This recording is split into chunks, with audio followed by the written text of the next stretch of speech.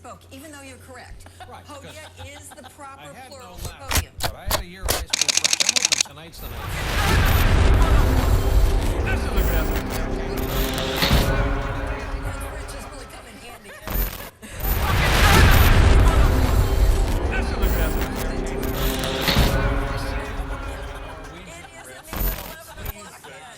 ¡Órale, vatos! ¿Qué pasó? Estoy de Lucredowski de We Are Change. ¿Para qué? ¿Por qué español es importante? Porque huevos con quesadillas y es mega, ¿qué? Dijo, para aquí necesito grande. Hoy, Dios mío, no, ¿por qué no hoy? Pardon, guys, I just wanted to remind you guys that I speak Espanol. We're ready here for the presidential debates. We're going to be watching the presidential debates. We got a whole bunch of new stuff lined up 4D live today, so definitely share the link out with your friends and family members. We're going to be live here for the entirety of the presidential debates. What is going on? Do I have to restart my gosh darn stream again? I might have to because the gaming doesn't work. We have a new thing. We have a new idea where we're going to be gaming at the same time. Wait. Is it going to work? Is it going to work? Is it going to work? One moment. Jade. How you doing, Jade? Good to see you back in here. We got fancy debate. We're just trying to get the video game to work. I'm gonna have to restart this. Hold on one second. I'm gonna restart this really quickly to make sure it works. I'll be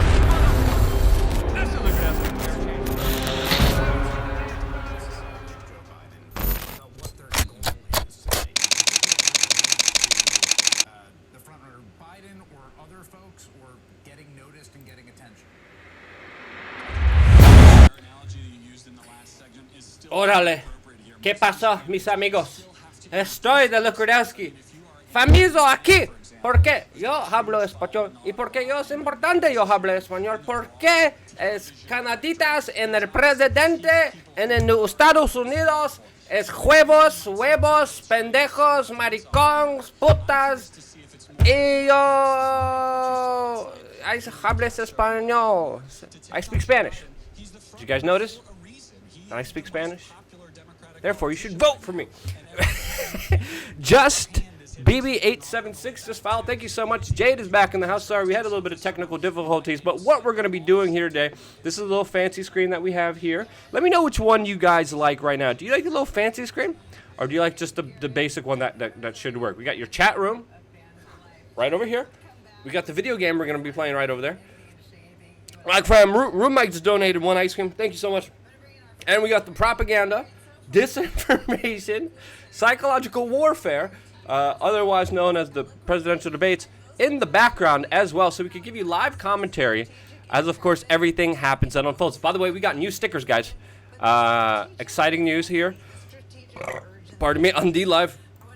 I just figured out how to use stickers. Check these guys out. Check this out. This one looks cool, but I got to figure out how to make the background different. We got Tulsi Gabbard. We got Tulsi Gabbard's gifts, stickers with this channel. Yeah, we got her winking at you. We got her bowing, praying to you. We also got Creepy Joe. Yeah, Creepy Joe being Creepy Joe stickers.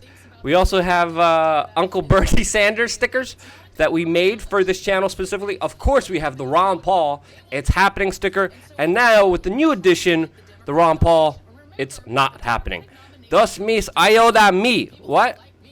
I hope everything's working great for you guys. Let me know. Room Mike, don't scare me, man. I hope everything in the stream is working fine. I hope the audio is working fine. We got the audio in the background. Should we? Oh, they're talking about race. What a surprise. Oh, my goodness.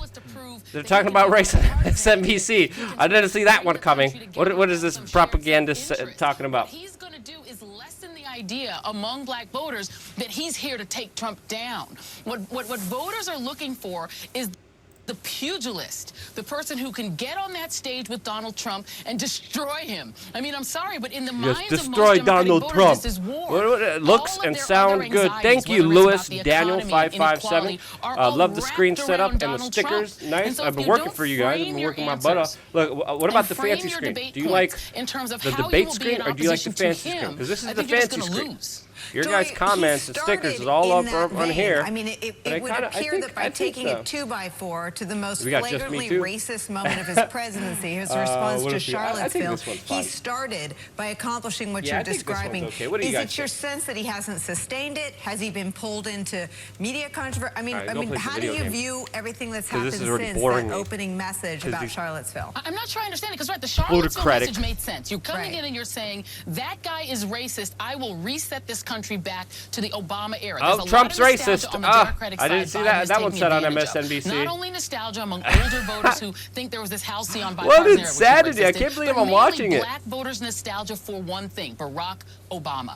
And so he's Okay, been saying, Kane I'm Obama's saying that guy. this So screen that's your is the best nostalgia one. piece of it. All right, I You think I agree. open with Charlottesville, and people Oh, they're remember mentioning Charlottesville. not just the guy who was Obama's buddy, but the guy who destroyed hear Rudy, any Rudy Giuliani's sub audio? presidential campaign by saying a noun or verb in 9/11.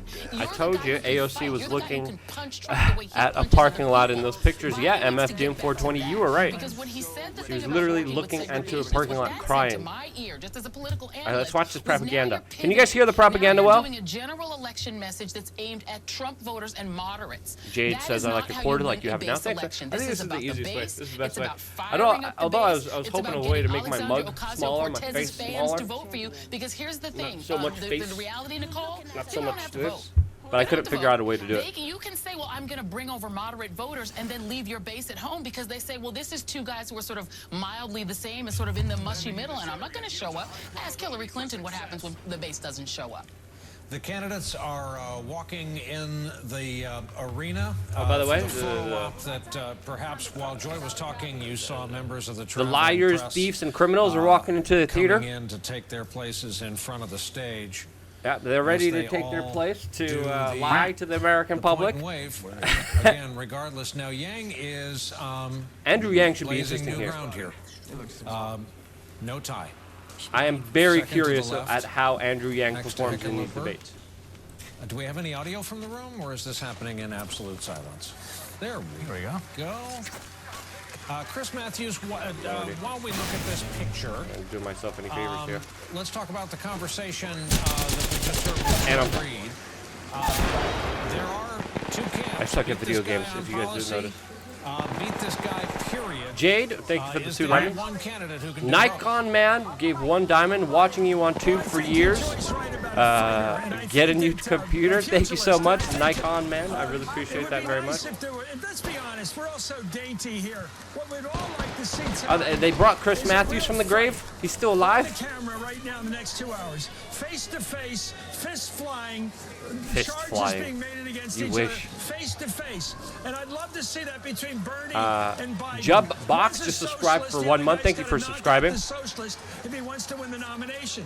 Joy's Luke, right, you're you going to gotta show be you hate in Trump. big But the competition first thing tonight he's when it gotta comes do to is knock streaming out the debates. Really? Why is that, If he's Mike? gonna Who else win. is streaming And they're live? gonna go head to Yang's head 1K a tonight. month And to I everyone think is a it'll be the horrible best policy. possible I fight agree with and you, the best Junk Bucks. possible That's a show for the controversial audience position now, tonight. but I Biden totally swinging agree his with you. arms I am against not in Bernie. favor of Yang's Look, I'm watching Kamala Harris, and I 1K think Kamala a can month swing her to arms every against American Trump and citizens. I Barr think and it's all a that they horrible ushered in idea. terms of I lawlessness. think I'm it's looking only at going to get Kirsten worse Gillibrand, from and I here. think she could make a really compelling but I'm case really about curious Donald Trump, the serial at sexual who's going to go assaulter. after Bernie, I mean, there who's are going a to lot go of people after up here who can Biden. take it Curious to how Trump, Yang's and going to I think perform. the best This is thing going to be a Democrats can very do for interesting night. themselves is let 1,000 I'm glad flowers I'm not bloom. watching the debate. Yeah, you're not, Shannon. And Senator, 6720. talk about this. You can play video the first games race I ever covered when I was and watch the debates. 22 years old, I was covering Luke, a race. it's the best. His Congresswoman commentary trying to has get me elected dying to with Rahm laughter. Emanuel seat. Oh She's man, in thank you, primary Kane. with I him. really And I went appreciate with her to that a very bingo much. We hall got 19 people where watching people already. I on still haven't vending promoted this on machines could Facebook barely because be bothered the to give her debates the time have of not day. She went started around, yet. shook their hand. The I thought to criminals, myself, man, this- the you really plutocrats, gotta the lower lying, the yourself. thieves, It's humbling. the panderers, It's the humbling. beggars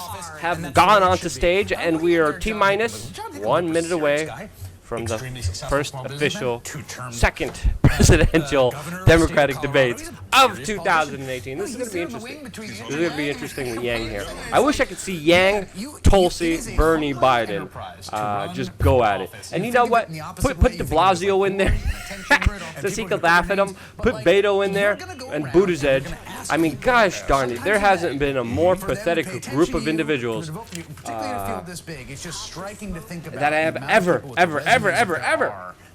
seen in my existence. I mean, Skid Row has more people with integrity than a set of crooks. And the real panhandlers in our society you're seeing right in front of us. By the way, we've got new stickers. Scroll up in the chat room to see all of our new stickers to represent your discontent with the system. Gotta differentiate. Yeah, exactly. Shannon 620, so keep being awesome. Go for it. I think he should go for it. He's differentiating himself. That's his. Who doesn't have a tie? Just kidding. Without a tie. You know, That's the topic that we're talking about. Not having a tie. Moments we could have in this debate, and actually, I think about Kamala Harris just because she's such a good cross-examiner. Oh God. And which you've seen Already in bootlicking Senate hearings the statists that they love, personally themselves, that promise them the most free stuff. Pathetic. Oh, she's so great. Meanwhile, you see what they did to Tulsi yesterday? They attacked her. They attacked Tulsi. I mean, she is someone who is diluted, in my opinion, at this early stage because of how many candidates there are. I think she's extremely talented. Did you see how they attacked Tulsi Can you yesterday? give the 2-minute I think my teammates are in trouble. primer for people who may not know Oh, who Marianne Williamson what a surprise. Williamson is, far left hand. We'll talk in the break about how I got this job. So I did my homework about this very large Democratic field of candidates. And when I was reading about Marianne Williamson, I remembered that for some reason I had read one of her books. They're about spirituality and love. Oh, here you are. It Do you see who's the top streamer on D-Live, Luke? It's a reactionary. No idea. Who is the top streamer on D-Live right now? It's a good long-term plan. Back to the point we were just making about Kamala Harris. At some point, it will take away from the people who are more likely to be the person that faces off against Trump. I'm on her campaign email list. Me too. I was getting emails Oh, yeah, of course you love last night about how Kamala to Harris, de-stress during the big status, during the debate. the biggest status bootlicker of them all. Yeah, no, all that's real is love. I mean, I am familiar with her writings, and it's an amazing thing about this party that she's on the stage.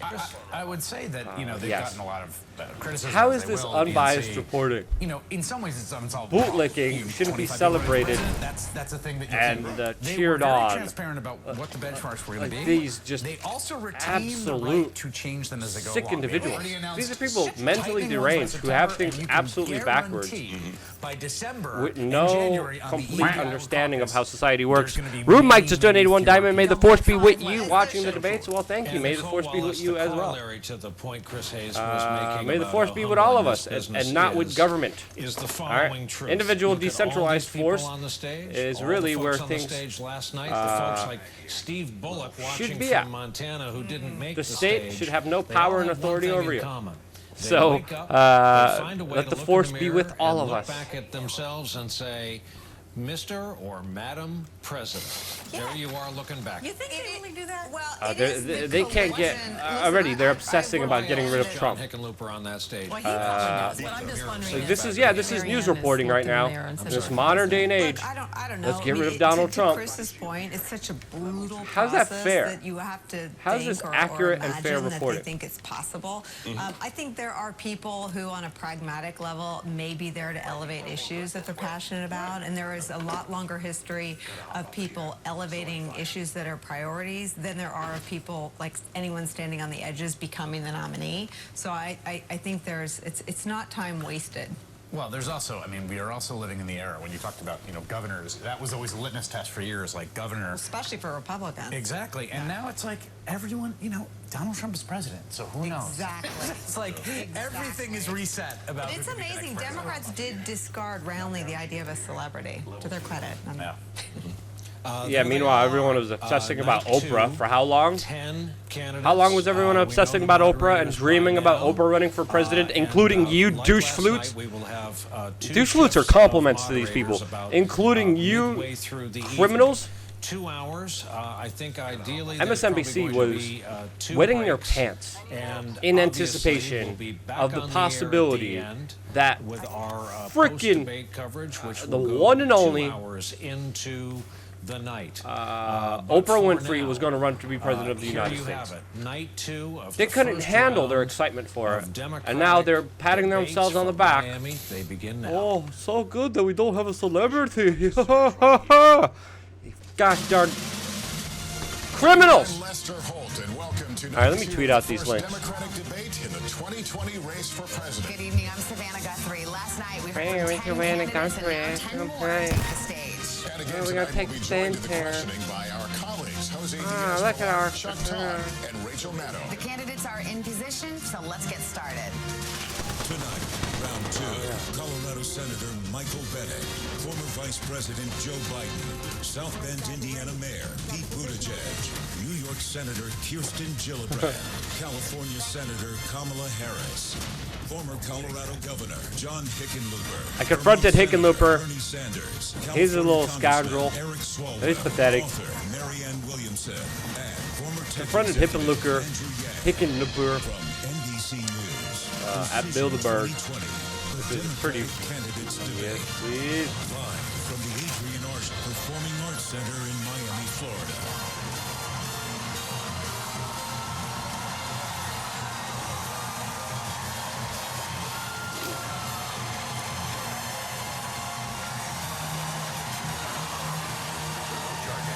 Once again, welcome to the candidates and our spirited audience here tonight in the Arts Center and across America tonight.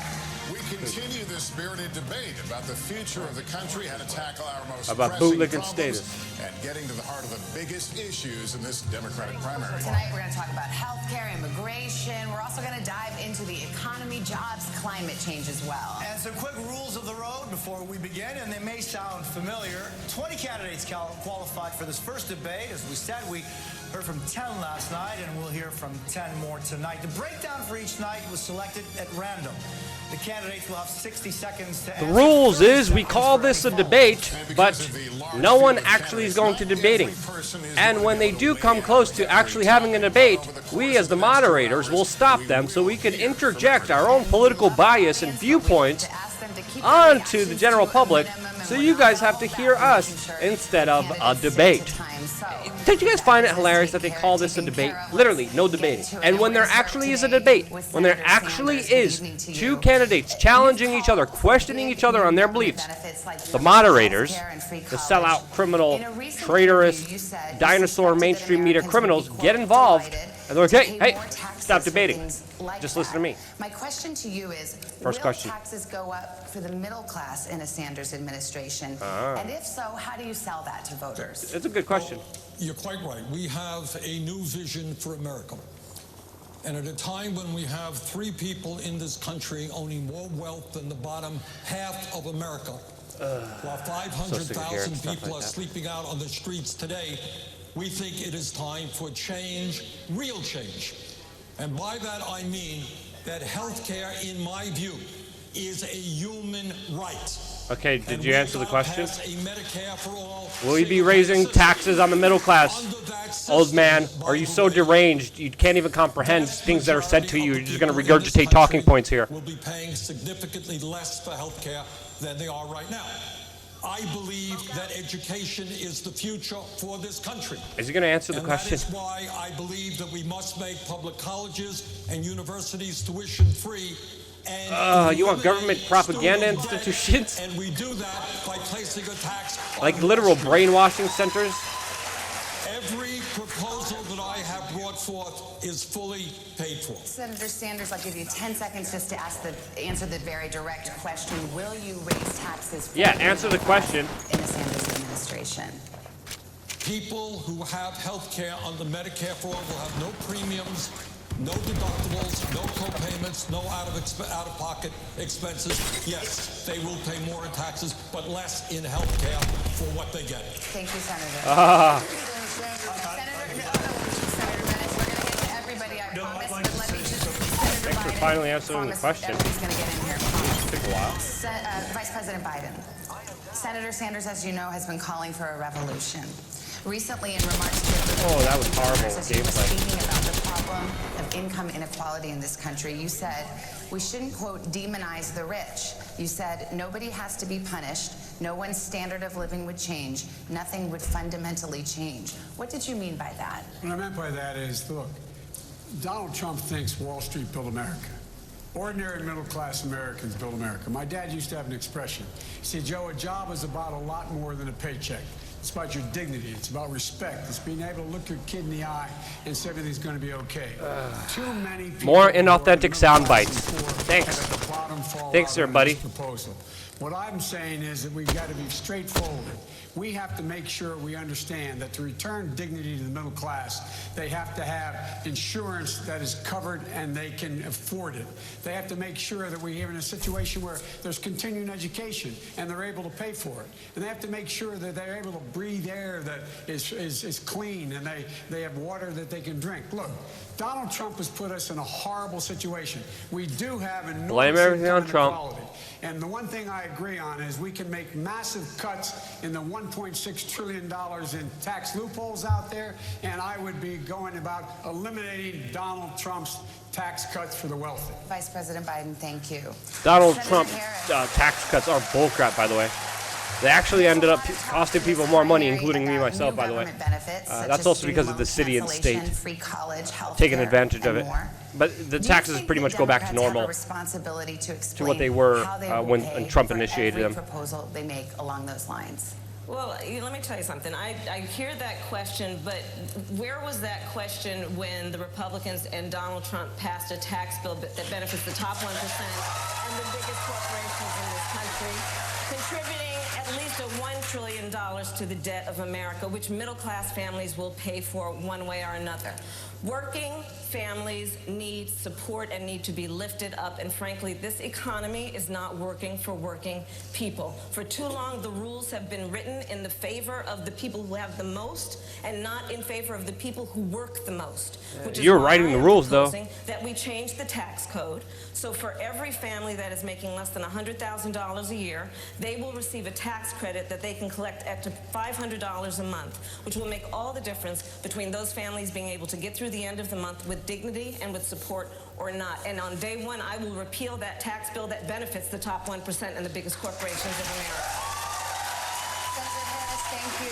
Governor Hickenlooper, let me get you in on this. You've warned that Democrats will lose in 2020 if they embrace socialism, as you put it. You were booed at the California Democratic Convention when you said that. Only one candidate on this stage, Senator Sanders, identifies himself as a democratic socialist. What are the policies or positions of your opponents that you think are veering towards socialism? Well, I think that the bottom line is if we don't clearly define that we are not socialists, the Republicans are going to come at us every way they can and call us socialists. And if you look at the Green New Deal, which I admire the sense of urgency and how important it is to do climate change. I'm a scientist, but we can't promise every American a government job. If you want to get universal health care coverage, I believe that health care is a right and not a privilege. But you can't expect to eliminate private insurance for 180 million people, many of whom don't want to give it up. In Colorado, we brought businesses and nonprofits together. We got near universal health care coverage. We were the first state in America to bring the environmental community and the oil and gas industry to aggressively address methane emissions. And we were also the first place to expand reproductive rights on a scale basis, and we reduced teen pregnancy by 54%. We've done the big progressive things that people said couldn't be done. I've done what pretty much everyone else up here is still talking about doing. Governor, that's because you passed weed and everyone got you a crap ton of tax revenue that you guys stole. What is your response to those who say nominating a socialist would re-elect Donald Trump? That's socialism. Well, I think the responses at the polls, last poll I saw had us 10 It's points called theft. ahead of Donald Trump, because the American people understand that Trump is a phony. Here's the finger. That Trump is a pathological liar and a racist, and that he lied to the American people during his campaign. He said he was going to stand up for working families. Well, President Trump, you're not standing up for working families when you try to throw 32 million people off the health care that they have. and then 83% of your tax benefits go to the top 1%. That's how we beat Trump. We expose him for the fraud that he is. I am Lucky, donated $1 diamond. Writing also Kamala Harris related to Jesse Smollett. Probably. Wouldn't surprise me. Uh-oh. The debate we're having in our party right now is confusing because the truth You don't say. There's a big difference between capitalism on the one hand and greed on the other. And so all the things that we're trying to change is when companies care more about profits when they do about people. So if you're talking about ending gun violence, it's the greed of the NRA and the gun manufacturers that make any progress impossible. You're going to talk about big corporations. Why don't you talk about the military-industrial complex? Huh? Why don't you talk about big pharma and the criminal systems and pain and suffering that they cause so many people? Why don't you talk about that? She's got a blanket statement. Capitalism bound. You have said, quote, it's possible to write policy proposals that have no Absolute basis idiot. in reality. You might as well call them candy. Were you referring to any candidate or proposal in particular when you said that? Was that directed to me? Yes, that was your quote. That sounded like me. Thank you. It was you. I appreciate it. Well, look, first of all, I agree completely with Bernie about what the fundamental challenge we're facing as a Who's country this is. dude? 40 years of no economic growth. Where the hell did he 90% come of from? the American people, 160,000 families in the top 0.1% have the same wealth as the bottom 90%, and we've got the worst income inequality that we've had in 100 years. Where I disagree is on his solution on Medicare for all. You know, I have proposed getting to universal health care, which we need to do. It is a right. Health care is a right. We need to get to universal health care. I believe the way to do that is by finishing the work we started with Obamacare and creating a public option that every family and every person in America can make a choice for their family about whether they want a public option, which for them would be like having Medicare for all, or whether they want to keep their private insurance. I believe we will get there much more quickly if we do that. Bernie, if I could just finish, Bernie mentioned that the taxes that we have to pay because of those taxes, Vermont rejected Medicare for all. He looks like Bob the Builder. Kane says only spoiled Americans think things like that are alright. Yeah, people are spoiled. Don't understand the reality of this world. And nothing is free. Senator Sanders' bill. Trip Solid Bounty said Biden is creepy, even just looking at Bernie. I agree. Because the truth is, if you have a buy-in over a 4 or 5 year period, you move us to single payer more quickly. Senator, we will get to this. We will get to this. I turned down the game a little bit now, so you guys don't hear it as much. Not just to Trip Solid Bounty. So. Oh. Many of your colleagues on stage support free college. You do not. Why not? Sure. So college affordability is personal More for us. Spanish language Chancellor and I pandering. have six-figure student debt. I believe in reducing student debt. It's logical to me that if you can refinance your How about house, you ought to be students able to don't be refinance idiots your student debt. I also believe in free college and for get low indebted and middle-income for absolutely no students reason. for whom cost could be a barrier. I just don't believe it makes sense to ask working-class families to subsidize even the children of billionaires. I think the children of the wealthiest Americans can pay at least a little bit of tuition. And while I want tuition costs to go down, I don't think we can buy down. Melissa every last penny Mashaya for just that. followed. Now, How about we there's something stop else that doesn't get government talked about indoctrination in the college camps, affordability education debate. Yes, it centers needs to be from more brainwashing affordable in this people, country to from go to being college. little, It also needs to be more affordable in this country to not go to college. wristed You should be able ninnies. to live well. Melissa Musha just donated 2 ice creams. I am Lucky, just donated 1 lemon. Kazma just followed. Thank you for the follow. I'm with Mike Rowe on this. College is overrated. Exactly. Thank you so much, Kane. College is extremely overrated. It's a scam. It's a government indoctrination, brainwashing cam. That's an absolute scam. Oh no, this guy. The 40 million of us who can't start a family. He's trying really hard. You could see. Start a business. And can't buy our first home. This is the generation that's going to be able to solve student loan debt. This generation is ready. It looks like he's trying to take a poop. Mr. Yang, your signature policy is to There you go. give I want to hear this, dude. every adult in the United States $1,000 a month, no questions asked. That's right. I think that's like $3.2 trillion a year. How would you do that? He actually explains this well. How would you do that?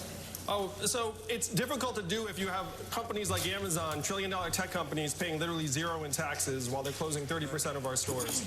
Now, we need to put the American people in position to benefit from all these innovations in other parts of the economy. And if we had a value-added tax at even half the European level, it would generate over $800 billion in new revenue, which combined with the money in our hands, it would be the trickle-up economy from our people, families, and communities up. We would spend the money and it would circulate through our regional economies and neighborhoods, creating millions of jobs, making our families stronger and healthier. We'd I don't know about that. things like incarceration, homelessness services, emergency room health care, and just the value gains from having a stronger, healthier, mentally healthier population would increase GDP by $700 billion. This is the move that we have to make, particularly as technology is now automating away millions of American jobs. It's why Donald Trump is our president today, that we automated away 4 million manufacturing jobs in Michigan, Ohio, and Pennsylvania, and Wisconsin. And we're about to do the same thing to millions of retail jobs, call center jobs, fast food jobs, truck driving jobs, and on through the economy. Mr. Ryan, if I get you understand a little bit better, so you're saying $1,000 a month for everyone over 18, but a value-added tax, so you can spend that $1,000 on value-added tax?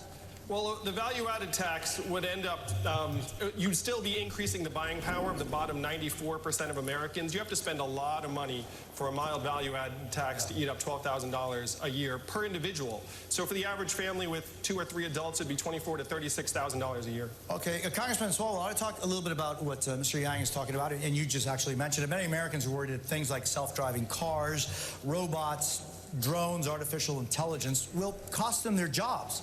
What would you do to help? What do you guys think about the value-added tax on Amazon? That's an interesting perspective. I don't agree with giving people $1,000 a month, because when you do that, you de-incentivize people. And, of course, psychologically, if people are given something, the value of it is going to be less valued, and people are not going to want to work towards something, especially if they're... So we have to modernize okay, I mean, it's going to be $1,000, but I see the situation getting out of hand and going to $2,000 next or $3,000 next. It's a very dangerous, slippery slope. And on face value, what Yang said, it's not that bad, to be completely honest. But big long-term, terribly dangerous, and sets a very dangerous precedent. Now, what is this douche-mouth talking about? What is he promising? Was then Senator Joe Biden. Chip Solid Bounty said universal basic income is a pipe dream. To a new generation of Americans 32 years I agree. He's still right today.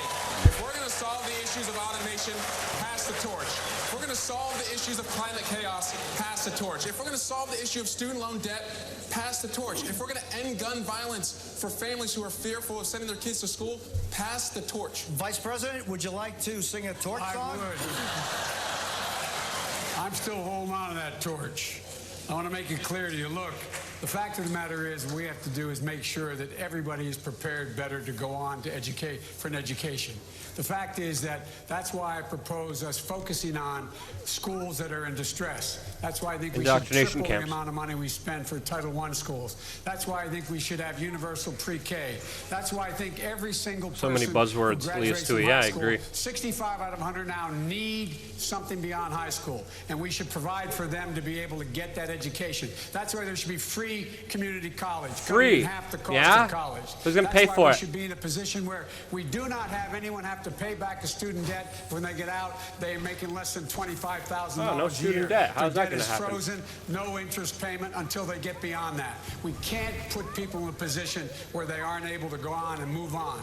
And so, folks, there's a lot we can do, but we have to make continuing education available for everyone so that everyone can compete in the 21st century. We're not doing that now. Senator Sanders. As the youngest guy on the stage, I feel like I probably ought to contribute to the generational conversation. As part of Joe's generation, I'm all for part of Joe's generation, let me respond. Before we move The issue, if I may say, is... Uh-oh, someone's woman-splaining, and Bernie's man-slating. The issue is who has the guts to take on Wall Street, to take on the fossil fuel industry, to take on the big money interest. Not you, because you kissed the ring and shove your nose up Hillary Clinton's buttocks until it's brown because you have no self-respect for yourself.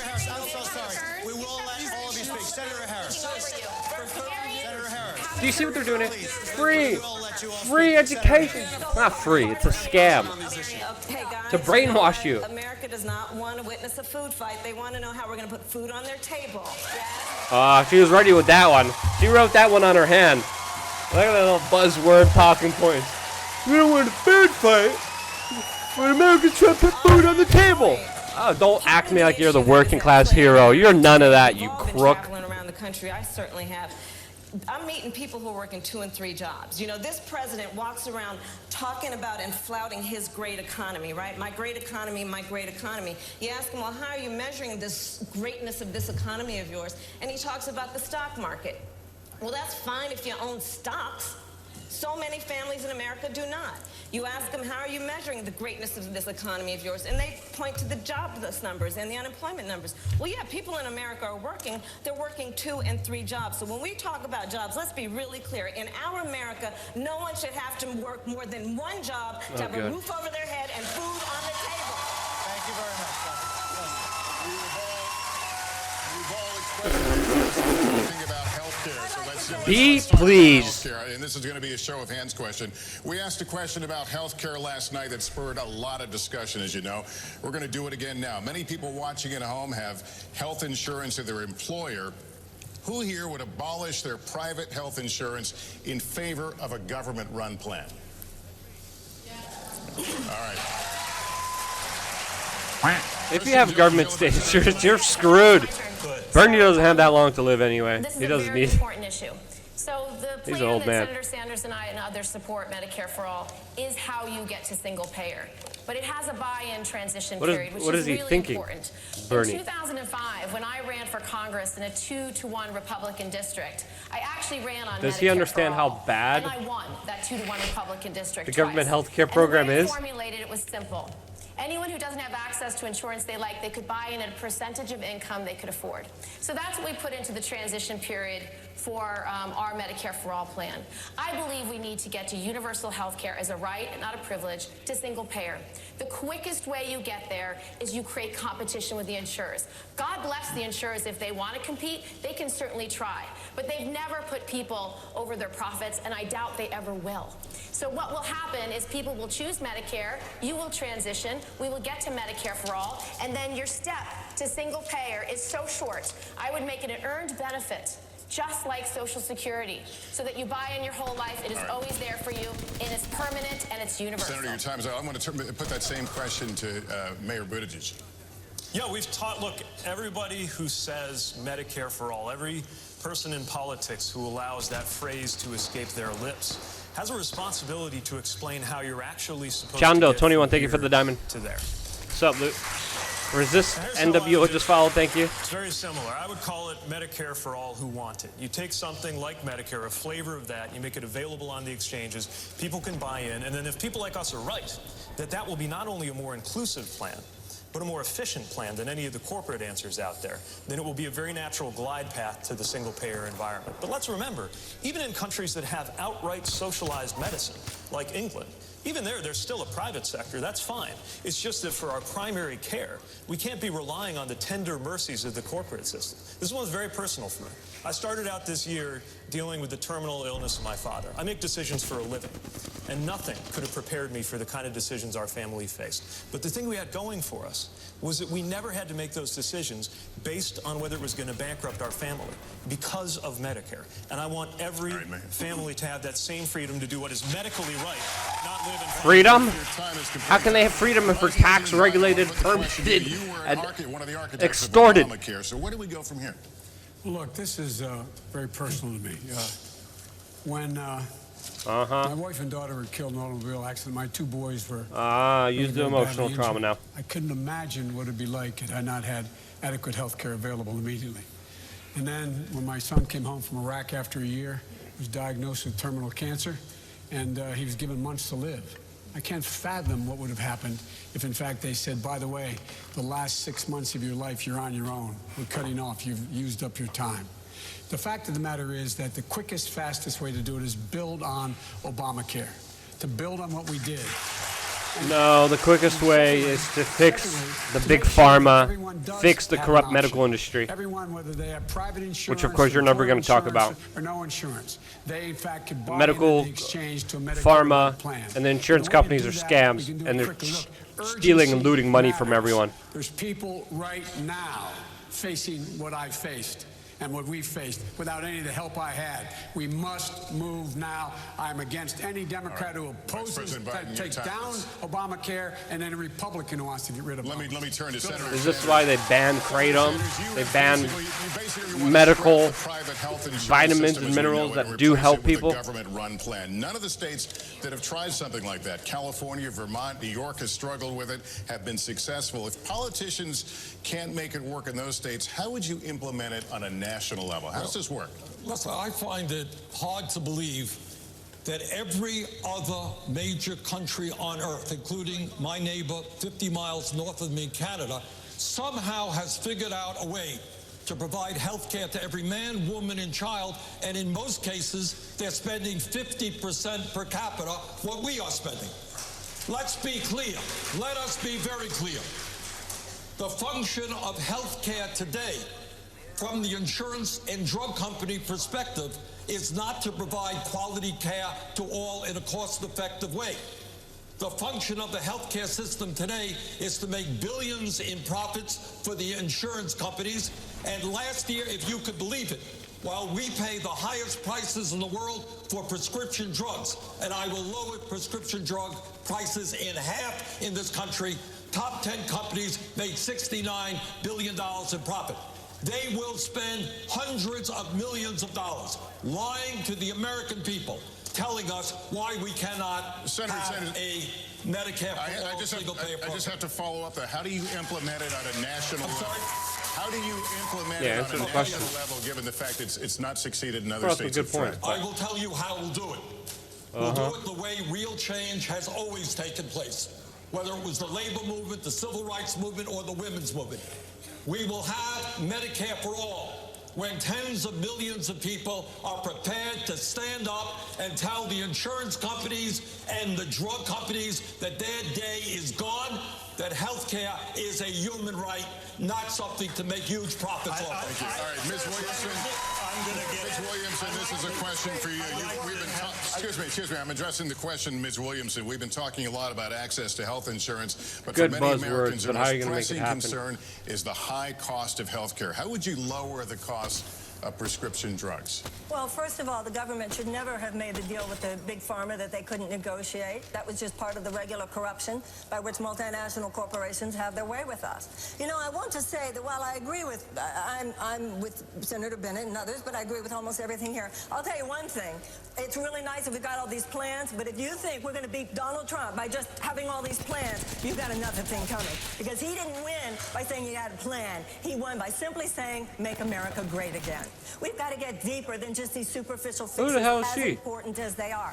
Even if we're just talking about the superficial fixes, ladies and gentlemen, we don't have a health care system in the United States. We have a sickness care system in the United States. We just wait till somebody gets sick, and then we talk about who's going to pay for the treatment and how they're going to be treated. What we need to talk about is why so many Americans have unnecessary chronic illnesses, so many more compared to other countries. Yeah. And that gets back into not just the big pharma, not just health insurance companies. It has to do with chemical policies. It has to do with environmental policies. It has to do with food. Who the hell is this lady? What's her name? You brought up good points here. Question for you. You want to keep the system that we have in place Leave, with Obamacare and build leave Bob the Builder alone. Go back to that woman. Who is that woman? I believe that will get us the quickest way. That was there. good. And I thought the Vice President was very moving about this, and Mayor Pete as Kid's well. vice president, I had but prostate trying to get cancer that VP recently, spot. as you may know. Bob the Builder. Guess what? You're not going to do it. The same week, my kid had a appendectomy out. And I feel very strongly that families ought to be able to have this choice. I think that's what the American people want. Jade says Canadian, our healthcare system is a joke. There are millions of people in America. Resistance NWO, the only good point so far, her saying that about health. I agree with Resistance NWO. Jade says this is almost painful to watch. When Senator Sanders Cosmo says Google Rick Simpson oil. Yeah, point proven with the healthcare system. I don't care what Bob the Builder has to say. I want to know the name of that weird lady that actually made a good point. on a public option, it could easily be $35 million. And for them, it would How did the D-list Medicare author for make all, the main as debate, but Mike Gravel couldn't? Yeah, that's what. But for others that want to Why keep didn't it, Mike they Gravel should get on be here? able to keep it. There's And- 20 freaking people. And I think that will be the fastest way to get where we need to go. I'd like to Also, add a I will point. say, Bernie is a very honest person. He has said over and over again, Stop unlike kissing others ass. that have supported this legislation, over and over again, that this will ban, make illegal, all insurance except cosmetic, except insurance for, I guess that's for plastic surgery. Everything else is banned under the Medicare for All proposal that he has I'd let put you go a little longer there, but obviously, Senator Sanders, you got a response. Senator Sanders, you Just very briefly. You know, Mike, Medicare is the most popular health insurance program in the country. People don't like their private insurance companies. They like their doctors and hospitals. Under our plan, people go to any doctor they want, any hospital they want. We will substantially lower the cost of health care in this country because we'll stop the greed of the insurance companies. On this issue, we have to think about how this affects real people. And the reality of how this affects real people is captured in a story that many of us heard, and I will paraphrase. There is, any night in America, a parent who's seeing that their child has a temperature that is out of control, calls 911, what should I do? And they say, take the child to the emergency room. And so they get in their car and they drive, and they're sitting in the parking lot outside of the emergency room looking at those sliding glass doors while they have the hand on the forehead of their child, knowing that if they walk through those sliding glass doors, even though they have insurance, they will be out a $5,000 deductible when they walk through those doors. That's what insurance companies are doing in America today. We're going to continue this discussion. I want us to put it in a different myth about candidates, please. I'm one of those parents. I was just in the emergency room, and I'm telling Congressman, thank you. we fight No one health cares. insurance companies every single week. Thank We you. stand in line and pay expensive prescription drugs. We have to have a health care guarantee. If you're sick, you're seen, and in America, you never go broke because of it. Okay. A lot of you have been talking tonight about these You're like, government I got a point healthcare in. plans that you proposed in one form or another. This is a show of hands question. See, dog, Hold them up for a moment 083 so to people follow. can see. Raise your Kamala hand if your Yeah, I agree government with plan Maria. would provide Resistance coverage for NWO. undocumented immigrants. All of them! Yangs! Yeah! Mayor Buttigieg, why? Because our country is healthier when everybody is healthier. And remember, we're talking about open something borders, people are free getting a healthcare for given all. a chance to buy into. In the same way that there are undocumented immigrants in my community who pay, they pay sales taxes, they pay property taxes directly or indirectly. We're gonna skip the commercials, by the way. A handout. This is an insurance program. And we do ourselves no favors by having 11 million undocumented people in our country be unable to access health care. But of course, the real problem is we shouldn't have 11 million undocumented people with no pathway to citizenship. It makes no sense. And the American people... Yeah, give everyone American citizenship, people give agree on everyone what to free do. health care. This is a crazy thing. Yeah. Leadership consists of forming a consensus around a divisive issue. Come on. Immediately on January 20th of 2021, I will first of all, we cannot forget our DACA recipients, and so I'm going to start there. Wow. I will immediately, by executive action, reinstate DACA status and DACA protection to those young people. I will further extend protection for deferral of deportation for their parents and for veterans who we have so many who are undocumented and have served our country and fought for our democracy. What else are you gonna give I will people? also immediately Ice cream put in cones and free place ponies? a meaningful process for reviewing the cases Free ice for cream asylum. cones. I will release children from cages. I will get rid of the private detention centers. So just let anyone go through the border. This microphone that the President of the United States holds in her hand is used in a way that is about reflecting You go, girl. not about locking children up, separating them from their parents. And I have to just say that we have to think about this issue in terms of real people. A mother who pays a coyote to transport her child through their country of origin, through the entire country Yeah, of that's called Mexico, illegal immigration. facing unknown peril, to come here. Why would that mother do that? Because I of will tell you. buzzwords and talking points from Because you she has and other decided Democrats. For that child to remain where they are is worse. But what does Donald Trump do? Worse than He risking says, life "Go back and to death where you came going from." through. That is not reflective What? of our America and our kind of values, backwards and it's thinking is gotta that? end. Yeah, you go, girl. Absolute ridiculousness. Day one, if you are day one at the White House, how do you respond? With these children?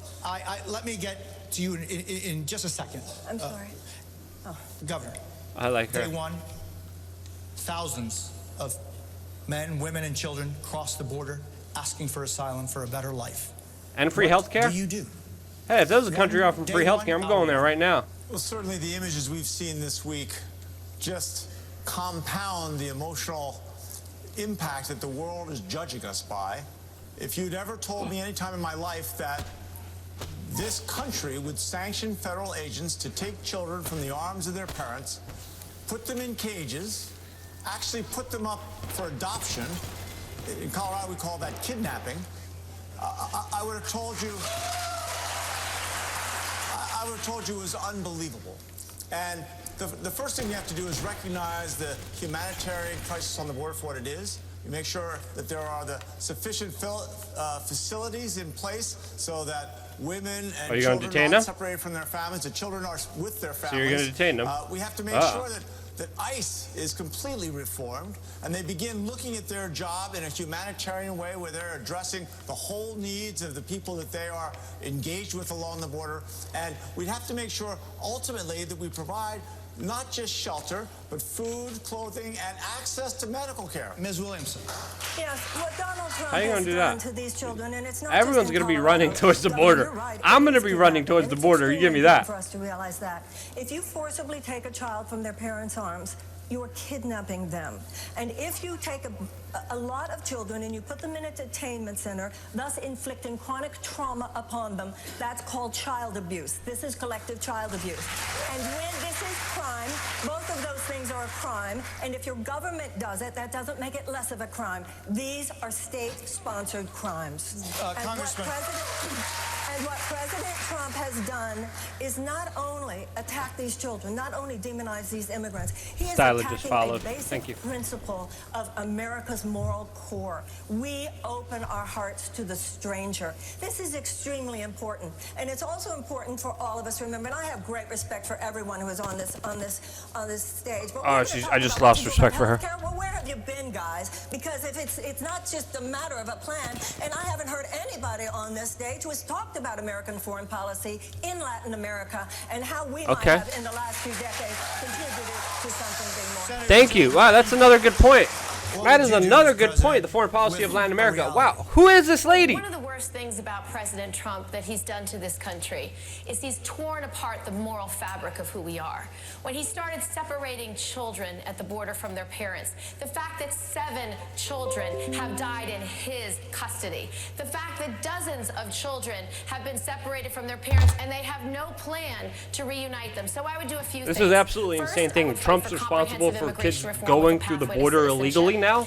Second, I would reform how we treat asylum seekers at the border. I would have a community-based treatment center where you're doing it within the communities, where asylum seekers are given lawyers, where there's real immigration judges, not employees of the Attorney General, but appointed for life, and have a community-based system. I would fund border security. These people are living in dream world. Trump has done is he's diverted the funds away from cross-border terrorism, cross-border human trafficking, drug trafficking, and gun trafficking, and he's given that money to the for-profit prisons. I would not be spending money in for-profit prisons to lock up children and asylum seekers. We had a very spirited debate on this stage last night on the topic of decriminalization of the border. If you'd be so kind, raise your hand if you think it should be a civil offense rather than a crime to cross the border without documentation. Can we keep the hands up so we can see them? Wow. And let's remember, that's not just a theoretical exercise. That criminalization, that is the basis for family separation. You do away with that, It's no longer possible. Of course, it wouldn't be possible anyway in my presidency because it is dead wrong. Yeah, lawyers should be free, doctors are going to be free, everything's going to be free in this magical little world. In the language of religion. How crazy are these people? Our party doesn't talk about that as much, largely for a very good reason, which was we are committed to the separation of church and state, and we stand for people of any religion and people of no religion. But we should call out hypocrisy when we see it. And for a party that associates itself with Christianity, to say that it is okay to suggest that God would smile on the division of families at the hands of federal agents, that God would condone putting children in cages, has lost all claim to ever use religious language again. Vice President, Mr. Vice President, I don't know if you raised your hand or were just asking to speak. Would you decriminalize crossing the border without documents? The first thing I would do is unite families. I'd surge immediately billions of dollars worth of help to the region immediately. Look, I talk about foreign policy. I'm the guy that got a bipartisan agreement at the very end of the campaign, at the very end of our term, to spend $740 million to deal with the problem.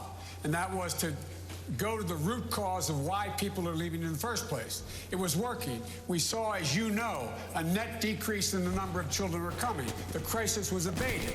And along came this president. He said he immediately discontinued that. We all talk about these things. I did it. I did it. He looks creepy. Second thing. He probably gave a lot of blood and sold his soul to the devil for this position. The reuniting of those families. We would reunite those families, period. And if not, we put those children in a circumstance where they were safe until we could find their parents. And lastly, the idea he would have everyone run to the borders right now. Saying children in cages do not need a bed, do not need a blanket, do not need a toothbrush. That is outrageous. Vice President, the Obama-Biden administration was... here's a good point. The Obama-Biden administration deported more than 3 million Americans. More than Trump. My question to Not you many is people know if this. an individual is living in the United States of America without documents, and that is his only offense, should that person He looks like he be pooped his pants. No. Depending if they committed a major crime. They should be deported. And the president was left in his... President Obama, I think, did a heck of a job. To compare him to what this guy's doing is absolutely... Obama deported more people and is on set to deport more people than Trump ever has. We should not be locking people up. We should be at that making rate. sure we change the circumstance as we did, why they would leave in the first place. And those who come seeking asylum, we should immediately have the capacity to absorb them, keep them safe until they can be heard. A 15-second, if you could, if you wish to answer. Should someone who is here without documents, and that is his only offense, should that person be deported? That person should not be the focus of deportation. We should fundamentally change the way Look at how we deal carefully with worded here. He was a part of the Obama administration that deported more illegal immigrants than any other president before him. On day one, we take out our executive order pen and we rescind every damn thing on this issue that Trump has done. Number two, picking up on the point that Joe made, we got to look at the root causes. And you have a situation where Honduras, among other things, is a failing state. Massive corruption. You got gangs who are telling families that if a 10-year-old does not join that gang, that family is going to be killed. What we have got to do on day one is invite the presidents and the leadership of Central America and Mexico together. This is a hemispheric problem that we have got Congressman to address. Swalwell, what do you do? Day one? No. If someone is here without documents, and that is their only offense, is that person to be deported? No. That person can be a part of this great American experience. That person can contribute. My congressional district is one of the most diverse in America, and we see the benefits when people contribute and they become a part of the community and they're not in the shadow economy. The diversity talking point. Didn't see that one coming. This president, though, for immigrants, there's nothing he will not do to separate a family, cage a child, or erase their existence by weaponizing the census. And there is nothing that we cannot do in the courts and that I will not do as president to reverse that and to make sure that families always belong together. Senator Harris. Well, thank you. I will say, no, absolutely not. They should not be deported. And I actually, this was one of the very few issues with which I disagreed with the administration, with whom I otherwise had a great relationship and a great deal of respect. But on the secure communities issue, I was Attorney General of California. I led the second largest Department of Justice in the United States, second only to the United States Department of Justice in a state of 40 million people. And on this issue, I disagreed with my president because the policy was to allow deportation of people who, by ICE's own definition, were non-criminals. So as Attorney General and the Chief Law Officer of the state of California, I issued a directive to the sheriffs of my state that they did not have to comply with detainers and instead should make decisions based on the best interest of public safety of their community. Because what I saw, and I was tracking it every day, I was tracking it and saw that parents, people who had not committed a crime, even by ICE's own definition, were being deported. But I have to add a point here. The problem with this kind of policy, and I know it as a prosecutor, I want a rape victim to be able to run in the middle of the street and wave down a police officer and report the crime against her. I want anybody who has been the victim of any real crime to be able to do that and not be afraid that if they do that, they will be deported because the abuser will tell them it is they who is the criminal. It is wrong. It is wrong. We're going to turn to the That already issue of happens in trade many now, if we U.S. can. states. Last night we asked the candidates on this stage to name the greatest geopolitical threat facing the U.S. 4 of them mentioned China.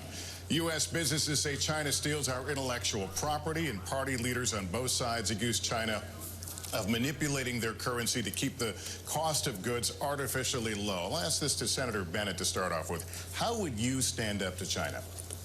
I think that, first of all, the biggest threat to our national security right now is Russia, not China. And second, on China, we've got competition because of what they've done with our election. How great. In China, I think the president's been right to push back on China, but has done it in completely the wrong way. We should mobilize the entire rest of the world, who all have a shared interest in pushing back on China's mercantilist trade policies, and I think we can do that. I'd like to answer the other question before this as well. You have the time? When I see these kids at the border, I see my mom because I know she sees herself, because she was separated from her parents for years during the Holocaust in Poland. And for Donald Trump to be doing what he's doing to children and their families at the borders, I say this as somebody who wrote the immigration bill in 2013 that created a pathway to citizenship for 11 million people in this country, that had the most progressive DREAM Act that's ever been conceived, much less passed. It got 68 votes in the Senate, that had $46 billion of border security in it, that was sophisticated 21st century border security, not a medieval wall. And the president has turned the border of the United States into a symbol of nativist hostility that the whole world is looking at, when what we should be represented by is the Statue of Liberty, which has brought my parents to this country to begin with. We need to make a change. We need to make a change. I haven't heard that one before. Come on. Empty talking points. Technology and taking jobs. Are you worried about China? And if so, how would you stand up against it? Well, I just want to agree that I think Russia is our greatest geopolitical threat because Yang, you idiot! Successfully, they've been laughing their asses off about it for the last couple of years. What? So we should focus on that before we start worrying about other threats. Now, China, they do pirate our intellectual property. It's a massive problem. But the tariffs and the trade war are just punishing businesses and producers and workers on both sides. I met with a farmer in Iowa who said he spent 6 years building up a buying relationship in China that's now disappeared and gone forever. And the beneficiaries have not been American workers or people in China. It's been Southeast Asia and other producers that have then stepped into the void. So we need to crack down on Chinese malfeasance in the trade relationship, but the tariffs and the trade war are the wrong way to go. All right, Mayor Buttigieg, how would you stand up against China? Yeah, I mean, first of all, we've got to recognize that the China challenge really is a serious one. This is not something to dismiss or wave away. And if you look at what China is doing, they're using technology for the perfection of dictatorship. Folks who aren't in the shadow of a factory are somewhere near a soy field where I live. And manufacturers, and especially soy farmers, are hurting. Tariffs are taxes. And Americans are going to pay on average $800 more a year because of these tariffs. Meanwhile, China is investing so that they could soon be able to run circles around us in artificial intelligence. And this president is fixated on the China relationship as if all that mattered was the export balance on dishwashers. We got a much bigger issue on our hands, but at a moment when their authoritarian model is being held up as an alternative to ours because ours looks so chaotic compared to theirs right now because of our internal divisions. The biggest thing we've got to do is invest in our own domestic competitiveness. If we disinvest in our own infrastructure, No one cares about your empty talking points. Get out of here, Buttigieg. if we really want to be I thought Yang was smart. Yang's really dumb with the Russian collusion conspiracy theory. Goodness gracious. When we come back, the questioning continues with our colleagues. Todd, Rachel Maddow will be here. Much more with Oh yeah, bring in Maddow.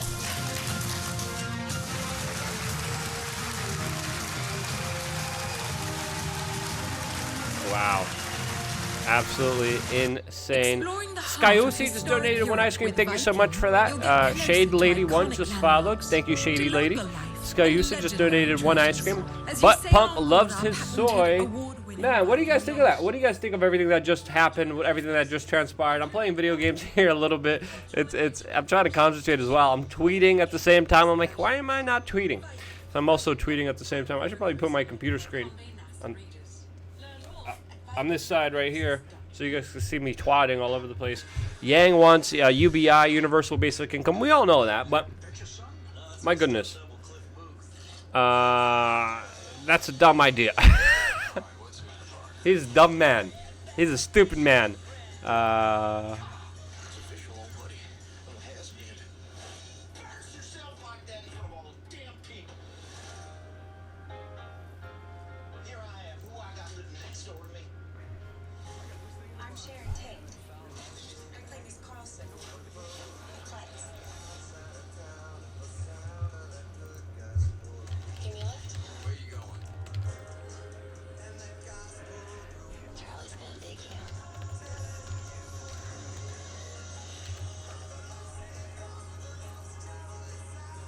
What is a CIA propaganda movie? I wonder what kind of subliminal messages are going to be in that one. So I just wrote a tweet right now. Hey guys, please watch us. We're pathetic little losers, and no one's watching us, so please watch us. Oh, you got stress and anxiety from the social media propaganda, disinformation, screwed up society that politicians gave to us? Get a gravity blanket to screw your mental disorders that were prevalent and pushed on you by, of course, the special interest that the politicians sold you out to.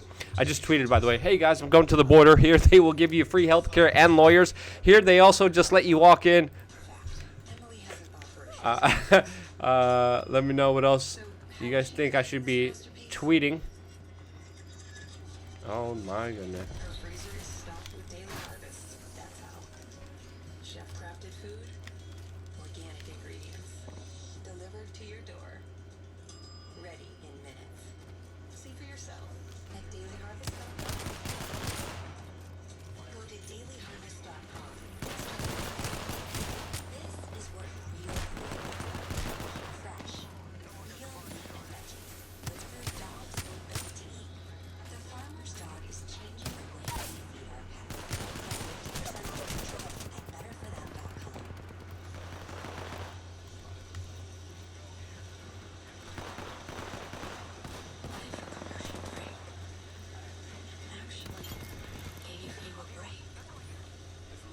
Okay. I actually like calm. Okay, yeah, we're back.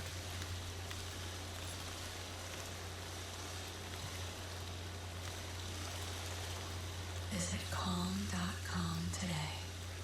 Calm's pretty good, guys. If you guys don't have Calm, don't pay for it.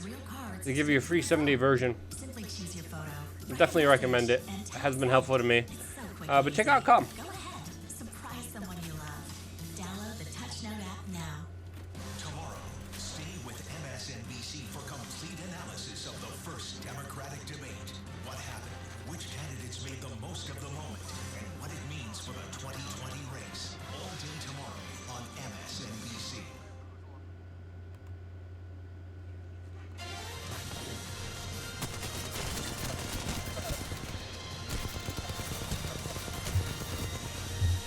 Look at all the patriotic music. Look how brave and stunning everyone is. As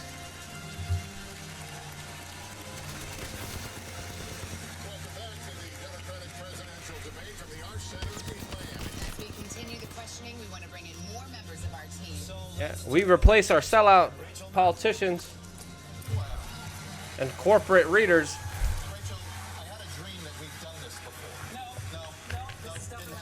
Definitely first time. Thank you, Lester, Savannah, and Jose. Let's quickly recap the rules one more time.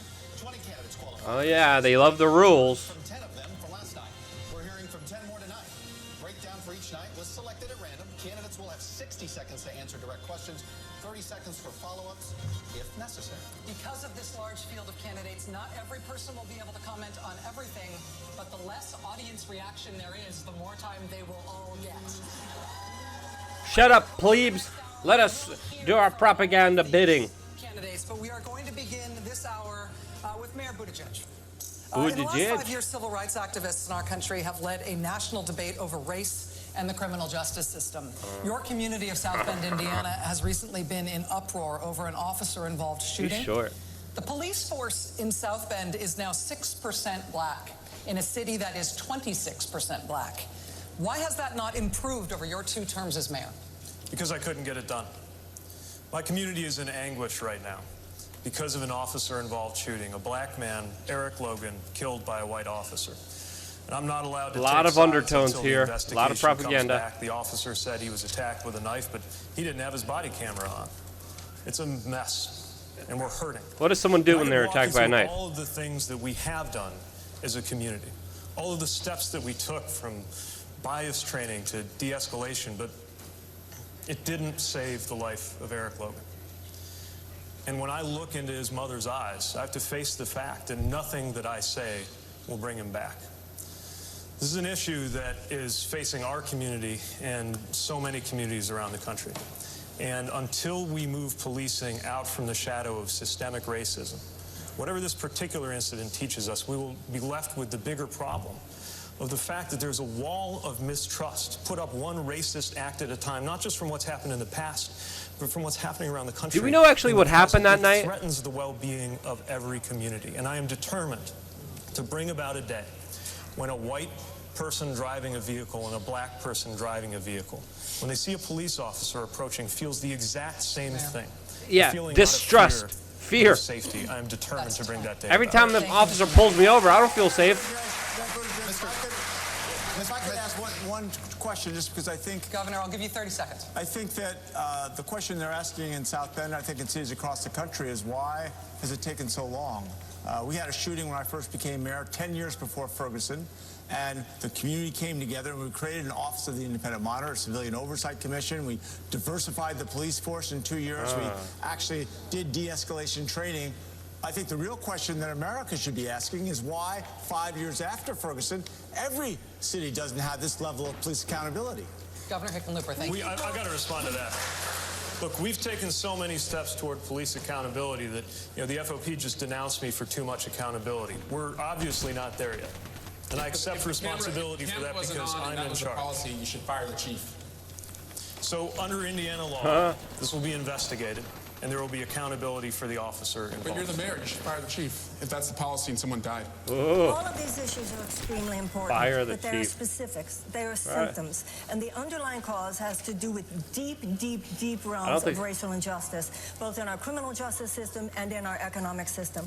And the Democratic Party should be on the side of reparations for slavery for this very reason. She lost.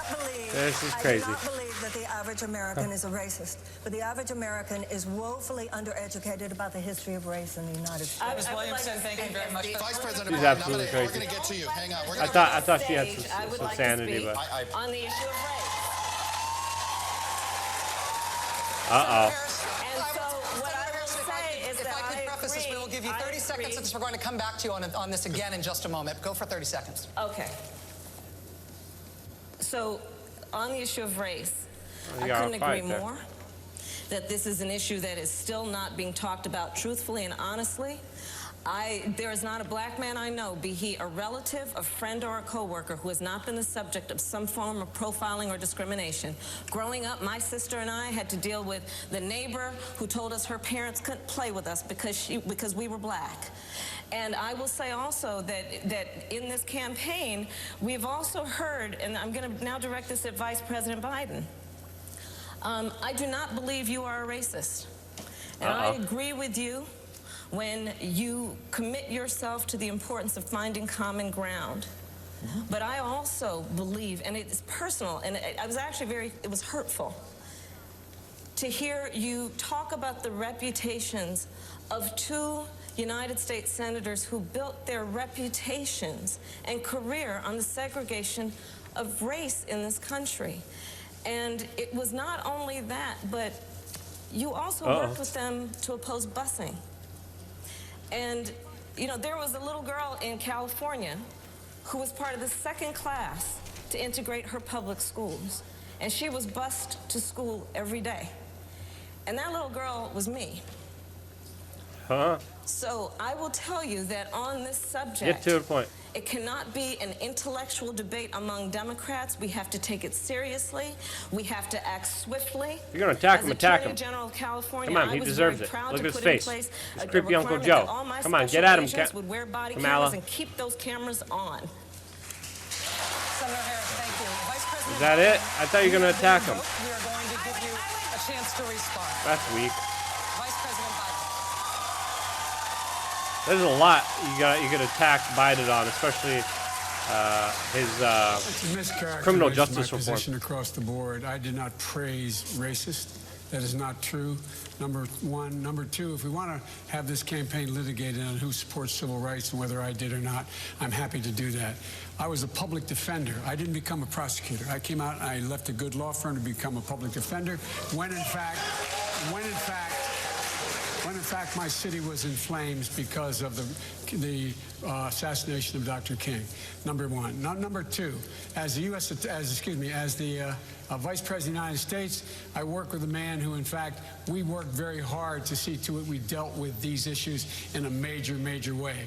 The fact is that in terms of busing, the busing, you would have been able to go to school the same exact way because it was a local decision made by your city council. That's fine. That's one of the things I argued for, that we should be breaking down these lines. But so the bottom line here is, look, everything I've done in my career, I ran because of civil rights. I continue to think we have to make fundamental changes in civil rights. And those civil rights, by the way, include not just only African Americans, but the LGBT community. But Vice President Biden, do you agree today that you were wrong to oppose busing in America then? No. Do you agree? I did not oppose busing in America. What I opposed is busing ordered by the Department of Education. That's what I opposed. Well, I there did was not a failure of states to integrate public schools in America. I was part of the second class to integrate Berkeley, California public schools almost 2 decades after Brown v. Board of Education. Because your city council made that decision. It was a local decision. So that's where the federal government must step in. That's why we have the Voting Rights Act and the Civil Rights Act. That's why we need to pass the Equality Act. That's why we need to pass the ERA, because there are moments in history where states fail to preserve the civil rights of all people. I have supported the ERA from the very beginning when I ran Vice President Biden, 30 seconds, because I want to bring other people into this. I supported the ERA from the very beginning. I'm the guy that extended the Voting Rights Act for 25 years. We got to the place where we got 98 out of 98 votes in the United States Senate. Kamala has a smart strategy here. I've also argued very strongly that we, in fact, deal with the notion of denying people access to the ballot box. I agree that everybody, once they, in fact, they should. Anyway, my time's up. I'm sorry. Thank you, Vice President. All of these things have Senator Sanders, I want to go to you on this. You said on the day you launched your campaign that voters should focus on what people stand for, not a candidate's race or age or sexual orientation. Many Democrats are very excited by the diversity of this field, on this stage and on last night's stage, and the perspective that diversity brings to this contest and to these issues. Are you telling Democratic voters that diversity shouldn't matter when they make this decision? No, Kamala went over time, by the way. Unlike the Republican Party, We encourage diversity. We believe in diversity. That's what America is about.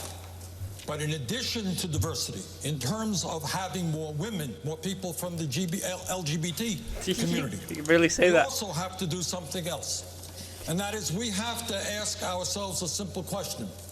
And that, how come today the worker in the middle of our economy is making no more money than he or she made 45 years ago, and that in the last 30 years, the top 1% has seen a $21 trillion increase in their wealth? We need a party that is diverse, but we need a party that has the guts to stand up to the powerful special interests who have so much power over the economic and political life of this country. Senator Gillibrand, I want to give you 30 seconds on this. Well, first of all, where Bernie left off, we've heard a lot of good ideas on this stage tonight and a lot of plans. But the truth is, until you go to the root of the corruption, the money in politics, the fact that Washington is run by the special interests, you are never going to solve any of these problems. I have the most comprehensive approach that experts agree is the most transformative plan to actually take on political corruption, to get money out of politics through publicly funded elections. They pretty much said, hey, Bernie, you're old and white. What's your problem? That's literally paraphrasing the question that they just raised to him. We can take on income inequality, and we can take on the corporate corruption that runs Washington. The first constitutional amendment to do that was introduced by me when I was a young senator. And Bernie Thank you, looked. Vice President. We want to shift topics here. Senator Bennett, the next question is for you. On the issue of partisan gridlock, President Obama promised in 2012 that after his re-election, Republicans would want to work with Democrats. Fever would break. That did not happen. Now Vice President Biden is saying the same thing, that if he is elected in 2020, both parties will want to work together. I'm so happy I'm playing video games. Believe that somehow if there's a I'm not fully paying attention to this nonsense. That gridlock is going to magically disappear. Gridlock will not magically disappear as long as Mitch McConnell is there. All these people deserve to be in an insane asylum. Second, that's why it is so important for us to win not just the presidency, to have somebody that can run in all 50 states, but to win the Senate as well. And that's why we have to propose policies that can be supported, like Medicare Act, so that we can build a broad coalition of Americans to overcome broken Washington, D.C. I agree with what Senator Gillibrand was saying. I share a lot of her views. We need to end gerrymandering in Washington. We need to end political gerrymandering in Washington. The court today said they couldn't do anything about it. We need to overturn Citizens United. The court was the one that gave us Citizens United, and the attack on voting rights in Shelby versus Holder is something we need to deal with. All of those things has happened since Vice President Biden was in the Senate. And we face structural problems that we have to overcome with a broad coalition. It's the only way we can do it. We need to root out the corruption in Washington, expand people's right to get to the polls, and I think then we can succeed. Vice President Biden, 30 seconds. It does sound as if you haven't seen what's been happening in the United States Senate over the last 12 years. It didn't happen. Why? I have seen what happened. Just since we were vice president, we needed 3 votes to pass an $800 billion recovery act that kept us from going into depression. I got 3 votes changed. We needed to be able to keep the government from shutting down and going bankrupt. I got Mitch McConnell to raise taxes $600 billion by raising the top rate. And as recently I got my butt kicked in the game really bad. Got elected, I was able to put together a coalition. A lot of people are Googling right now Williamson, then Biden, then Yang, then Kamala, and Pete are number 6 with the Google Trends, by the way, right now. And guess what? We beat them. We won back the Senate. Thank you. Kashhanan, just follow. Thank you so much. Nerd Guy 28 says hi. Hey, guy. Sometimes you do have to beat him, but the deal that he talked about with Mitch McConnell was a complete victory for the Tea Party. It extended the Bush tax cuts permanently. The Democratic Party had been running against that. This guy sounds like a high Shaggy trying to convince you that there's some kind of major conspiracy against you. Permanently and put in place the mindless cuts that we still are dealing with today that are called the sequester. That was a great deal for Mitch McConnell. It was a terrible deal for America. Thank you, Senator. Thank you, Senator Bennett. Go ahead, 30 seconds. The reason why the Trump tax cut had to be passed is because they had to pay back their donors. You heard it. They actually said those words. So the corruption in Washington is real, and it is something that makes every one of the plans we've heard about over the last several months impossible. And I have the most comprehensive approach to do it with clean elections, publicly funded elections. So we restore Clean the power elections? of our democracy into the hands They're all of the dirty voters, because they all not into the Koch involve brothers. force. We were talking about issues. Imagine, we're in Florida. Imagine the Parkland kids having as much power in our democracy as the Koch brothers or the NRA. Imagine their voices. She sounds like a annoying teacher that no one wants to listen to. Like, is the class over yet, Becky? Miss Becky, you're annoying. Stop trying to lecture me. Or ending institutional Thank you very much. Sanders, I'd like to put a different question to you. Roe versus Wade has been the law of the land since 1973. Now that there is a conservative majority on the Supreme Court, several Republican-controlled states have passed laws to severely restrict or Kane brings up a good point. So much vague, no concrete anything yet. It's just talking points just to try to appease people. What is your plan? I give you everything. I give you free lawyer, free healthcare, free education, free. Russia bad. Right to control her own body is a We constitutional idiots, right. all idiots. That government and politicians should not infringe on that right. We will do everything we can to defend our Roe versus Wade. Second of all, let me make a promise here. You ask about litmus All tests. of them are My corporate litmus test is sellouts, I will never including appoint Bernie.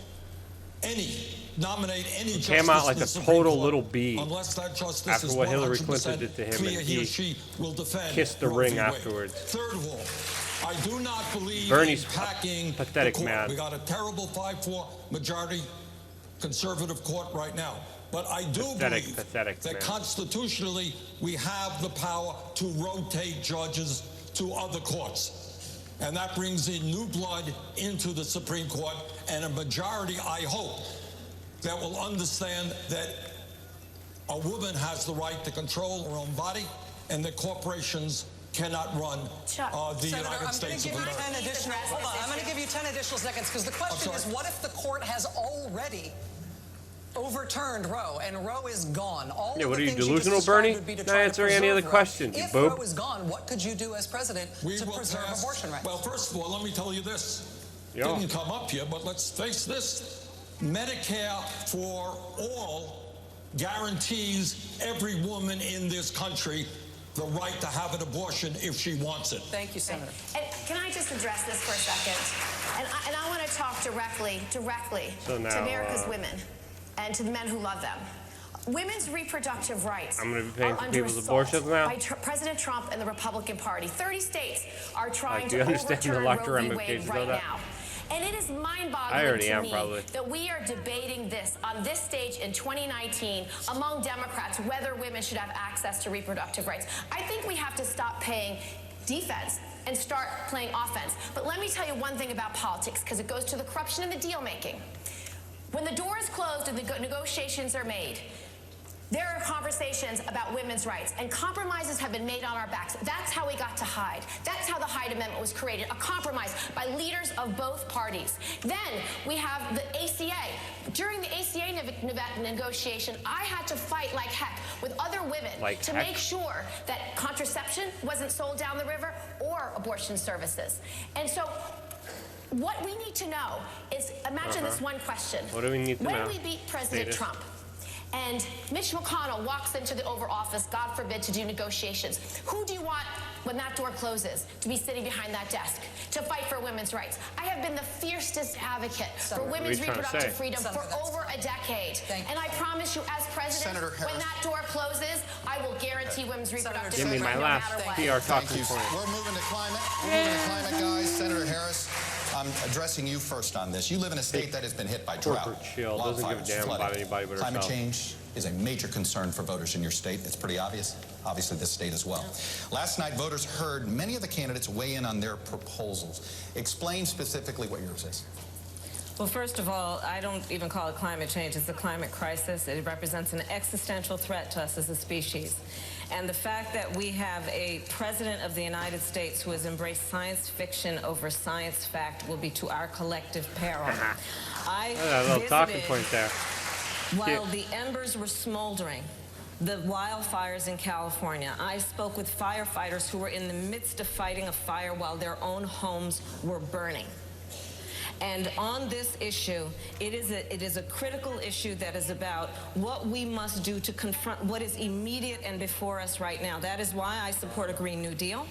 It is why I believe on day one, and as president, will re-enter us in the Paris Agreement, because we have to take these issues seriously. And frankly, we have a president of the United States. We talked about, you asked before, what is the greatest national security threat to the United States? It's Donald Trump. And I'm going to tell you why. And I'm going to tell you why. Because I agree, climate change represents an existential threat. He denies the science. You want to talk about North Korea? Real threat in terms of nuclear arsenal. But what does he do? He embraces Kim Jong-un, a dictator for the sake of a photo op. Putin. You want to talk about Senator Russia? Harris, we're gonna he do takes the word of the Russian president over the word of the American Now we're getting into La La Land and delusion territory. Thank you, Senator Kamala Harris. Harris is an absolute idiot. I hear you. Thank you, Senator Harris. Absolute corporate shill. In your climate Representative of the special interests. If you're elected president in your first term, how is this going to help farmers impacted by climate change in the Midwest? Well, the reality is we need to begin adapting right away, but we also can't skip a beat on preventing climate change from getting even worse. It's why we need aggressive and ambitious measures. It's why we need to do a carbon tax and dividend. But I would propose we do it in a way that is rebated out to the American people in a progressive fashion so that most Americans are made more than whole. This isn't theoretical for us in South Bend either.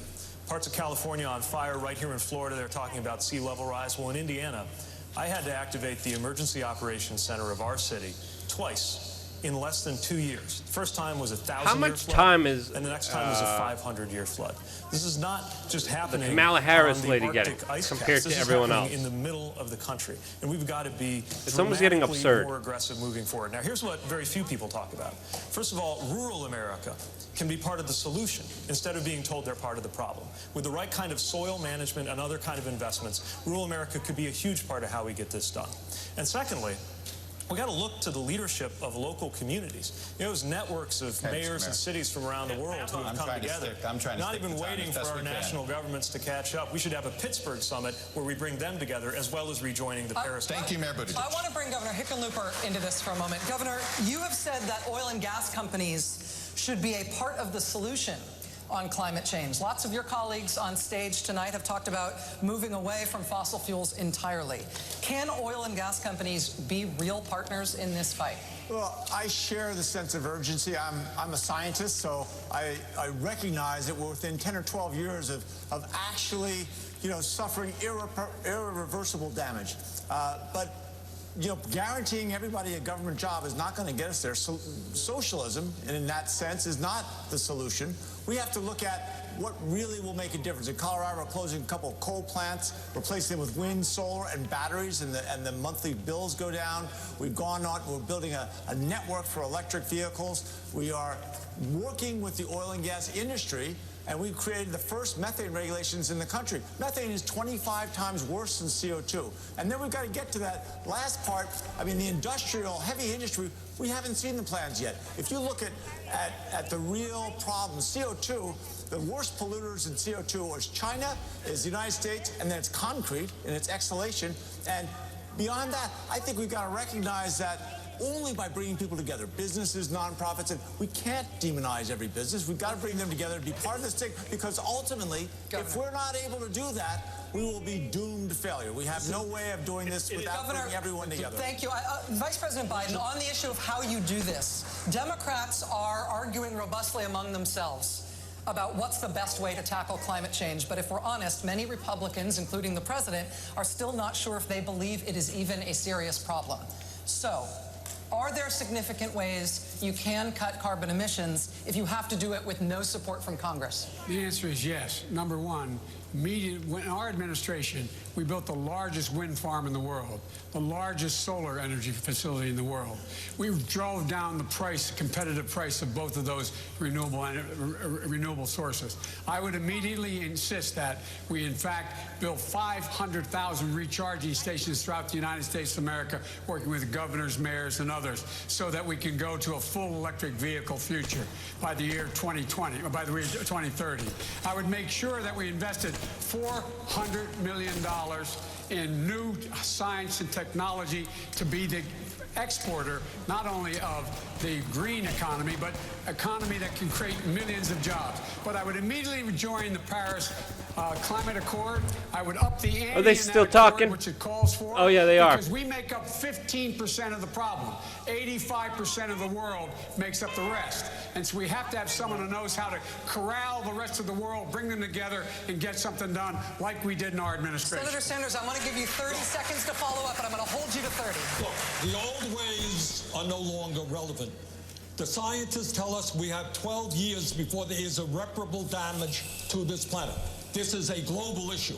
What the President of the United States should do is not deny the reality of climate change, but tell the rest of the world that instead of spending $1.5 trillion on weapons of destruction, let us get together for the common enemy. And that is to transform the world's energy system away from fossil fuel to energy efficiency and sustainable energy. The future of the planet rests on us doing this. Before we go, hang on. Before we leave this topic. Here's the solution. Pass the torch. Pass the torch to the generation that's going to feel the effects of climate change. Pass the torch to the generation that's inventive enough. Thank you. Before we leave this topic, here's something you all want to weigh in on. Hold on a moment. Hold one moment. Just trust us on this. Biden is trending right now, number one. We don't have old ideas. No, we can do it. John Kennedy did not say, I have a plan to get a man to the moon, and so we're going to do it, and I think we can all work together, and maybe we can get a man on the moon. John Kennedy said, by the end of this decade, we are going to put a man on the moon. Because John Kennedy was back in the day when politics included the people, and included imagination, and included great dreams, and included great plans. And I have had a career not making the political plans, but I have had a career harnessing the inspiration and the motivation and the excitement of people, masses of people, when we know that when we say we are going to turn from a dirty economy to a clean economy, we're going to have a Green New Deal. We're going to create millions of jobs. We're going to do this within the next 12 millions years. of jobs. I'm not interested in just winning the next election. We are interested in our grandchildren. All right, we're going to sneak in a break in a minute, but before we go, I'm going to go down the line here. Here's and a I'm word for our asking you corporate please sponsors. For one or two words only. Corporate chills. All right, please. Really? President Obama in his first year wanted to address both healthcare and climate. And he could only get one signature issue accomplished. It was obviously healthcare. He didn't get to do climate change. You may only get one shot, and your first issue that you're going to push, you get one shot that it may be the only thing you get passed. What is that first issue for your presidency? Eric Swalwell, you're first. For Parkland, for Orlando, for every community affected by gun violence, ending gun violence. Senator Bennett. That's not what he wants. Well, nice Climate talking point change there. and the lack of economic mobility Bernie talks about. Senator He wants to get rid of Passing a people's family ability to bill have of guns. rights that includes a national paid leave plan, universal pre-K, affordable daycare, and making sure that women and families can thrive in the workplace no matter who they are. Oh, I like that. That was pretty good. I'm Senator Harris. And so passing a middle class and working families tax cut, Said one thing. guns. I'm giving you credit for the first thing A you former said. cop wants to take your gun. Senator Guns away. What a surprise. The premise that there's only one or two issues out there. This I'm not saying country there's one or faces two. enormous crises. Senator We need Sanders. a political revolution. People have got to Pay stand attention, up Sanders. and take One. on the special interest. We can transform this country. Fine. Vice President Biden, your first issue, Mr. Vice President. I think you're so underestimating what Barack Obama did. He's the first man to bring together the entire world, 196 nations, to commit to deal with climate change immediately. So I don't buy that. But the first thing I would do is make sure that we defeat Donald Trump. Okay. Period. Mayor How you gonna Buttigieg, do that? Your first priority, your first issue as president that you were going to block and tackle. We got to fix our democracy before it's too late. Get that right. Climate, immigration, taxes, and every other issue gets better. Mr. Yang. I would pass a $1,000 freedom dividend for every American adult starting at age 18, which would speed us up on climate change, because if you get the boot off of people's throats, they'll focus on climate change much more clearly. Governor Hickenlooper?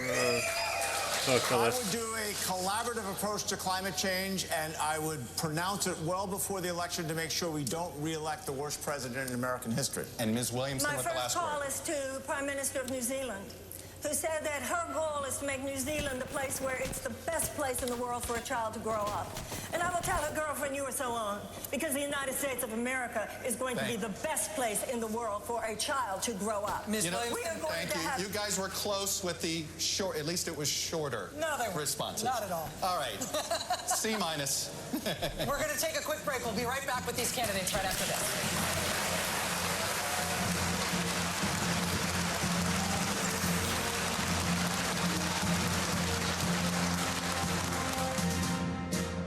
Thanks, Golden Corral. Dan gets a slow smoked sirloin, and my think we're having. My little trio are as happy as shrimp. Oops, clamps. And Mom got it all. Hook, line, and sirloin. The slow smoked sirloin and shrimp trio. Golden Corral, the only one for everyone. We're reporters from the New York Times. No flights, no roads. We're trying to figure out what animals are being affected. The Galapagos is a really challenging place to work. El Nino starting to go haywire. Everywhere is going to get touched by climate change. Oh, more fear mongering. We're all gonna die, guys. Ah.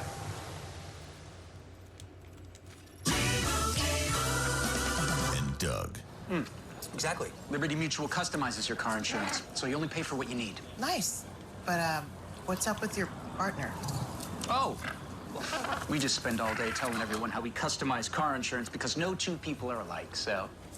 Limu gets a little confused when he sees another bird that looks exactly like him. Yeah. He'll figure it out. Only pay for what you need. Liberty, liberty, liberty, liberty. Welcome to the Hall of Allergies.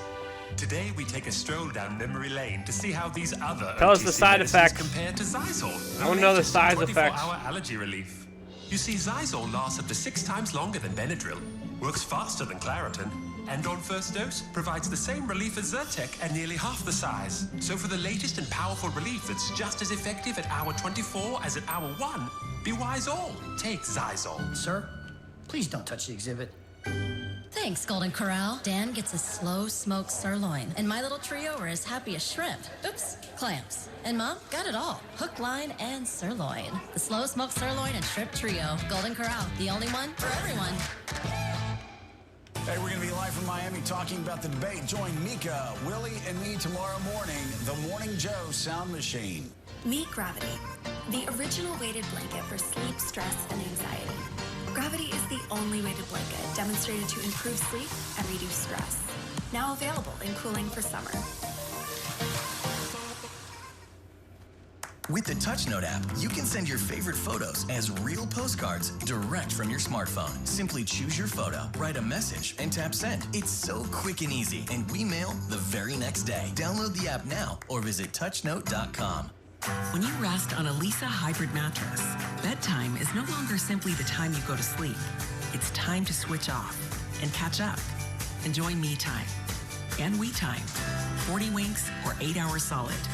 The Lisa hybrid mattress combines 2 technologies to give you deeper rest and rejuvenation.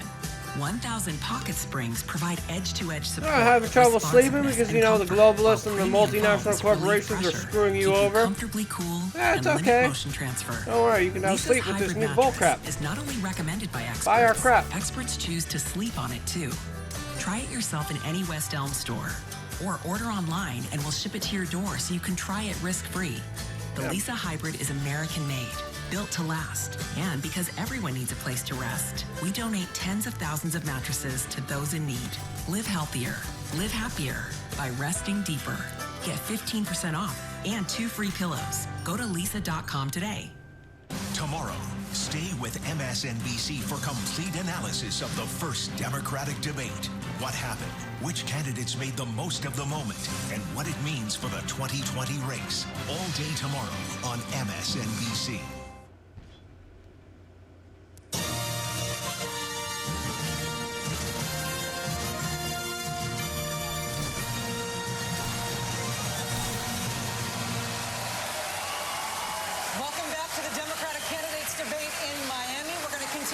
questioning now with Lester in the audience. We are? We are in a second are going to have a question from Lester in the audience, but that was just a fake out. Let's go. We're going to go to the issue of guns and more technical difficulties. What a surprise. Among this field of candidates, you have a unique position on gun reform. You're proposing that the government should buy back every assault weapon in America, and it should be mandatory. How do you envision that working, especially in states where gun rights are a strong flashpoint? Keep your pistols, keep your rifles, keep your shotguns, but we can take the most dangerous weapons from the most dangerous people. We have the NRA They said on ban the all ropes guns because before. of the moms, because of the Brady Group, because of Giffords, because of March for Our Lives.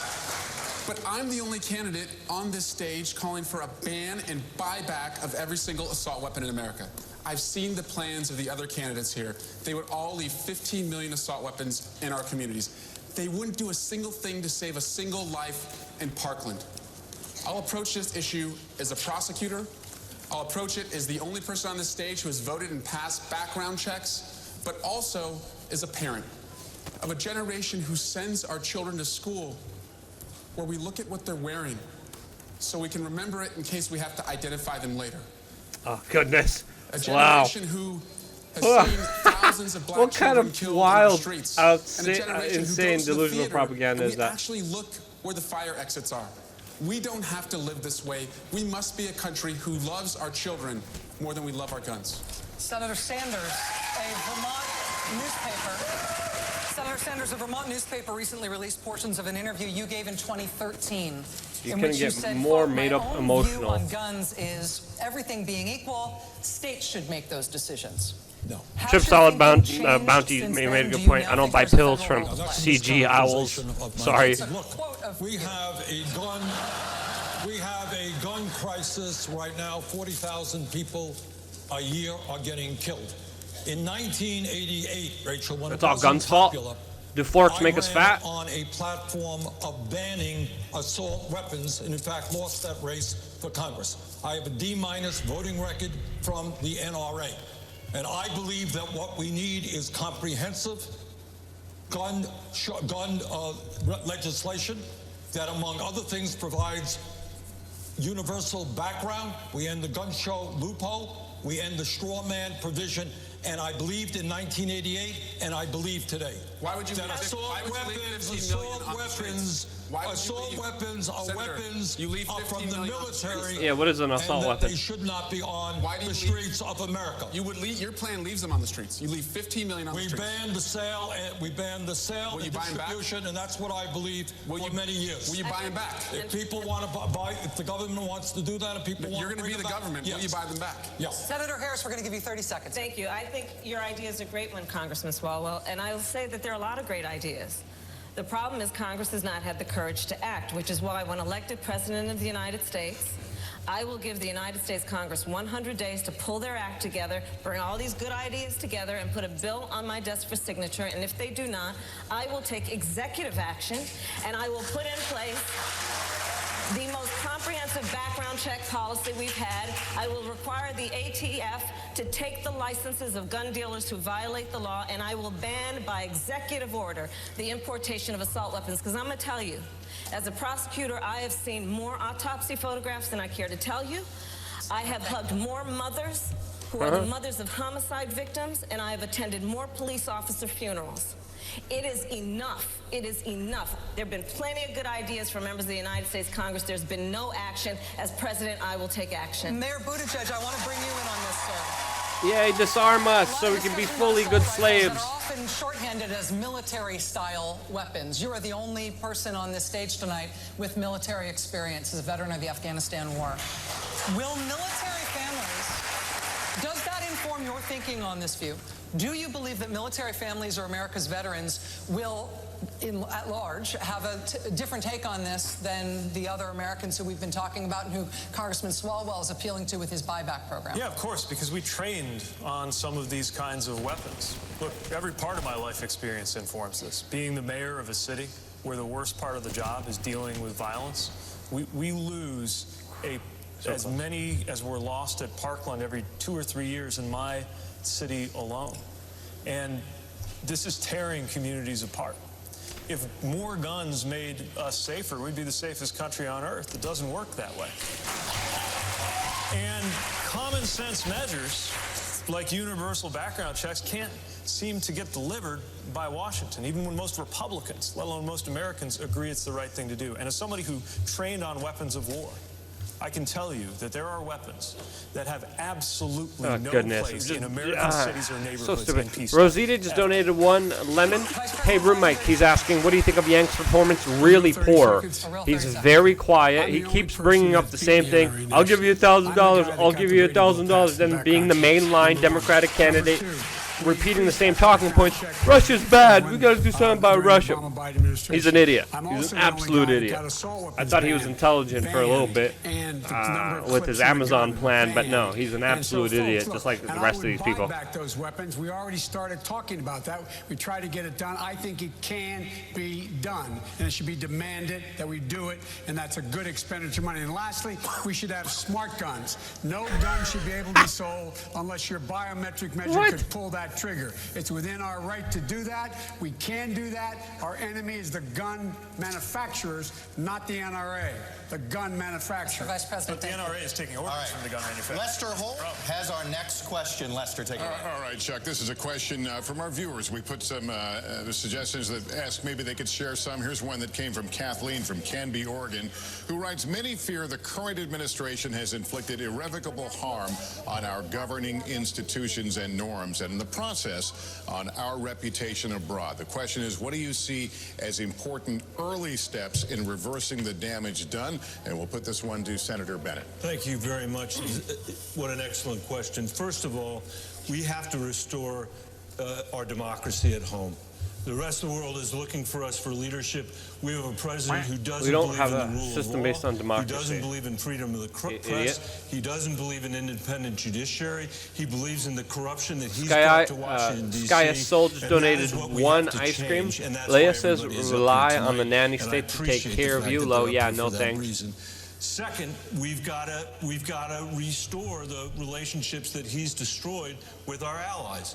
Not just in Europe. He flew to the G20 last night and attacked Japan, Germany, and a third ally of ours without saying anything about North Korea. Who's the third ally? And when you've got a situation where you have a president who says something happened in the Straits of Hormuz and the whole world doesn't know whether to believe it or not, that is a huge problem when it comes to the national security of the United States of America. Okay, listing problems, but how would you deal with that problem? Perfect time for me to do another one of these down the line. And this is what this question is, which is you're likely going to have to reset a relationship between America and another country or entity if you become president perhaps because of some relationship that you just mentioned about President Trump. What is the first relationship you like to reset as president? I'm going to go down the line, and I'll start with Ms. Williamson. Well, one of my first phone calls would be to call the European leaders and say, we're back. Because I totally understand failing how Europe and important their it is that the United idiotic States system. be part of the Western Alliance. I'm trying to get one or two words here. I hear you. Governor Hickenlooper. You know, I talk about constant engagement, and I think the first country I would go to, but I understand they've been cheating and stealing intellectual property, would be China, because if we're going to deal with public health pandemics, if we're going to deal with all the challenges of the globe, we've got to have relationships with everyone. Mr. Yang, we're trying to squeeze in a couple more things before we go to another break. Mr. Yang. China, we need to cooperate with them on climate change, AI, and other issues. North Korea. Thanks for the quickness. Mayor Buttigieg. We have no idea which of our most important allies Yang doesn't want to be on there. Between now and then. What we know is that our relationship with the entire world needs to change. And it starts by modeling American values at home. Okay, Mr. Vice President, I'm trying to be quick. We know NATO will fall apart if he's elected 4 more years. It's the single most consequential alliance in the history of the United States. Senator Sanders. It's not one country. I think it is rebuilding trust in the United Nations and understand that we can solve conflicts without war, but with diplomacy. Senator Harris. All the members of the NATO alliance. Senator Gillibrand. President Trump is hell-bent on starting a war with Iran. My first act will be to engage Iran to stabilize the Middle East and make sure we do not start an unwanted, never-ending war. Not a bad answer. Our European allies and every Latin American country that's willing to have a conversation about how to deal with the refugee crisis. And Congressman Swalwell. My first act in foreign policy, we're breaking up with Russia and making up with NATO. Thank you all. Thank you all. We have one. We're not with Russia, last you question idiot. from Vice President Biden tonight. You have made your decades of experience in foreign What policy an idiot. a pillar of your campaign. But when Swallow the time came to say yes really or no looks on like one the of most special ed kid consequential foreign that just policy ran on decisions stage. of the last century, you voted for the Iraq War. You have since said you regret that vote. But why should voters trust your judgment when it comes to making a decision about taking the country to war the next time? Because once Bush abused that power, what happened was we got elected after that. I made sure the president turned to me and said, Joe, get our combat troops out of Iraq. I was responsible for getting 150,000 combat troops out of Iraq, and my son was one of them. I also think we should not have combat troops in Afghanistan. It's long overdue. It should end. And Yeah, we should definitely believe you on that one. that you're not going to find anybody. You're not going to lie to us pull about that together one. More of alliances to deal with what is the real stateless threat out there. We cannot go it alone in terms of dealing with terrorism. So I'd eliminate the act that allowed us to go into war and not the AUMF, and make sure that it could only be used for what it's intended you're for. okay when It's Obama intended for. was And using that the is AUMF? to go after terrorists, but never do it alone. That's why we have to repair our alliances. We put together 65 countries to make sure we dealt with ISIS in Iraq and other places. That's what I would do. And then your administration supported them in Syria. Senator Sanders, 30 seconds. One of the differences that Joe and I have in our record is Joe voted for that war. I helped lead the opposition to that war, which is a total disaster. Second of all, I helped lead the effort for the first time to utilize the War Powers Act to get the United States out of the Saudi-led intervention in Yemen, which is the most horrific humanitarian disaster on earth. And thirdly, let me be very clear. I will do everything I can to prevent a war with Iran, which would be far worse than disastrous war with Senator Iraq. Sanders, thank you. All right, guys. Informed consent of the American people. Good news is you get more time to talk, but I have to sneak in one more break. We'll be right back with more debate.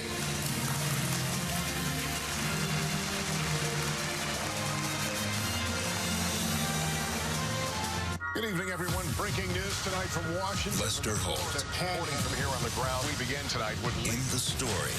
It sounds like a jet airplane up there, but that is fire. Asking the questions you would ask. What's it like flying into the hurricane zone? Never seen anything like it. Giving the context you need. Let's talk about the MAX. How do you convince a skittish ass to get on this airplane? Lester Holt. We've met a lot of great people doing a lot of great things in their The most community. trusted TV news anchor in America. That's Nightly News. I'm Lester Holt. You Most are a trusted traveler. news anchor in Sometimes America. a jet setter. My other ass. times a tourist. But always, always moving. Away Little makes criminals. luggage that can keep up, that powers you up, pushes you forward, and lasts for life. This is luggage made for the way you actually travel. These people are just insane lunatics. Try Did you like any suitcase Bernie's for response 100 against days Uncle at awaytravel.com. Uncle Joe Luke? Not getting enough cash back with that credit card? Turn to the nerds. Want to invest that bonus? Turn to the nerds. Looking for the perfect mortgage? Turn to the nerds. Oops. Sorry about that. Hey there. Need a travel rewards card? Turn. Auto loan? 2. Want a lower interest rate? The nerds. The experts at NerdWallet make it easy to make smart money moves. Compare credit cards, mortgages, savings accounts, and more at nerdwallet.com. These folks, they don't have time to go to the post office. They have businesses to grow, customers to care for, lives to get home to. They use Stamps.com. Print discounted postage for any letter, any package, anytime, right from your computer. All the amazing services of the post office, only cheaper. Get our special TV offer, a 4-week trial plus postage and a digital scale. Go to Stamps.com/try and never go to the post office again. The Mirror is a window to a fitness experience the world has never seen before. No matter who you are or where I'm so happy I'm the playing Mirror video games, lets so I you don't work have out to with fully pay world-class attention to this trainers nonsense. in live or on-demand classes. Measure your progress. Work out with friends. And when you're done, show off your achievements. Amazing job today, guys. No wait lists, no crowded parking lots. Just your home, the Mirror, and you.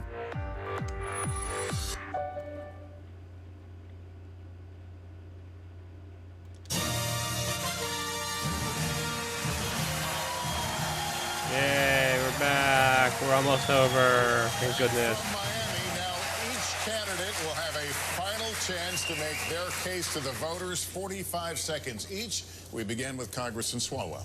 What's my stream title, We B100 can't be a Bus? forward-looking party if we look to the past for our leadership.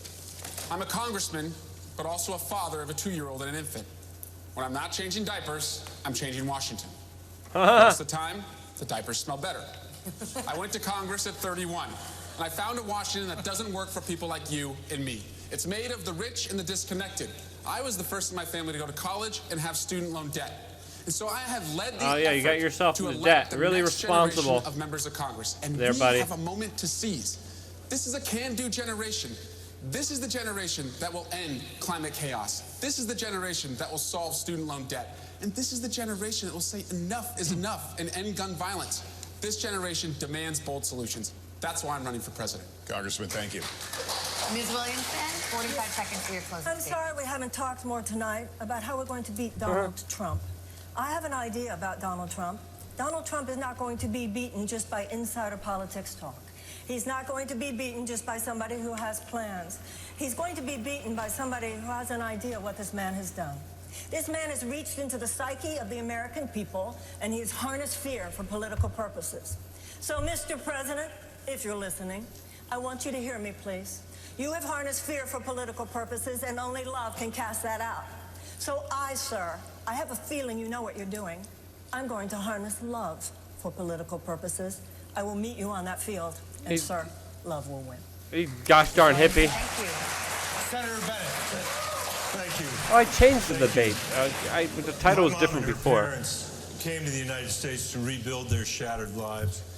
In the only country that they could. 300 years before that, my parents' family came searching religious freedom here. The ability for one generation to do better than the next is now severely at risk in the United States, especially among children living in poverty like the ones I used to work for in the Denver Public Schools. That's why I'm running for president. I've had 2 tough races in Colorado by bringing people together, not by making empty promises. And I believe we need to build a broad coalition of Changed the Americans title. to beat Donald Trump and the corruption in Before Washington. starting us, I and guess build D-Live a didn't new pick it up. era of Lewis American Dan democracy and 1557, American thanks for the opportunity. follow. Yep, This pretty is much going to be Orange hard Man to bad, do, free but it's everything. what our parents Russia would have bad too. expected. It's what our kids deserve. I hope you'll join me in this effort. Thank you. Thank you. B100 Bus, at least it's not goatsy. I'm That's a true. small business owner who brought that same scrappy spirit to make Colorado one of the most progressive states in America. We expanded reproductive health to reduce made weed legal, that's all you teenage did. abortion by 64%. And We're then the you first taxed state it to to hell. legalize marijuana, and we transformed our justice system in the process. We passed universal background checks in a purple state. We got to near universal health care coverage. We attacked climate change with the toughest methane regulations in the country, and for the last 3 years, we've been the #1 economy in America. You don't need big government to do big things. I know that because I'm the one person up here who's actually done the big progressive things everyone else is talking about. If we turn I already heard towards that one before socialism, from you. we run the risk of helping to re-elect the worst president in American history. Thank you, Governor. Senator Gillibrand, you have the floor for 45 seconds. Women in America are on fire. We've marched, we've organized, we've run for office, and we've won.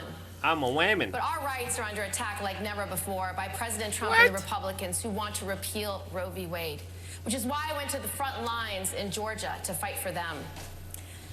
As president, Trump's I not will responsible take for on what's the happening in fights that Georgia, no one you else dolt. will. I stood up to the Pentagon and repealed Don't Ask, Don't Tell. I've stood up to the banks and voted against the bailout twice. I've stood up to Trump more than any other senator in the U.S. Senate. sucked up to And Hillary I a have the lot, most though. comprehensive approach for getting money out of politics with publicly funded elections to deal with political corruption. Now is not the time to play it safe. Now is not the time to be afraid of firsts. We need a president who will take on the big challenges, even if she stands alone. Join me in fighting for this. Senator Gillibrand, thank Presumptuous. Mr. Yang, you have 45 seconds Say the for your least. closing. First, I want to thank everyone who put me on this stage tonight. I am proof that our democracy still works.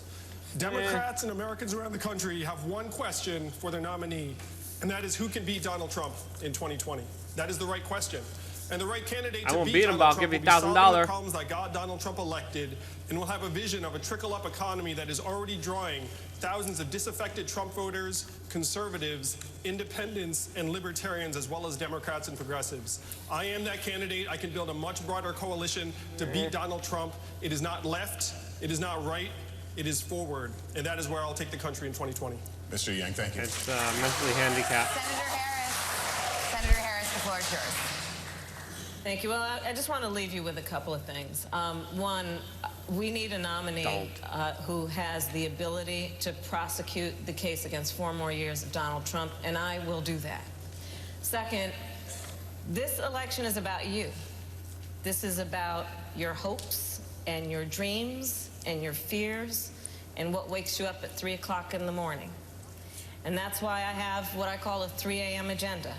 That is about everything from what we need to do to deliver health care to how you will be able to pay the bills by the end of the month.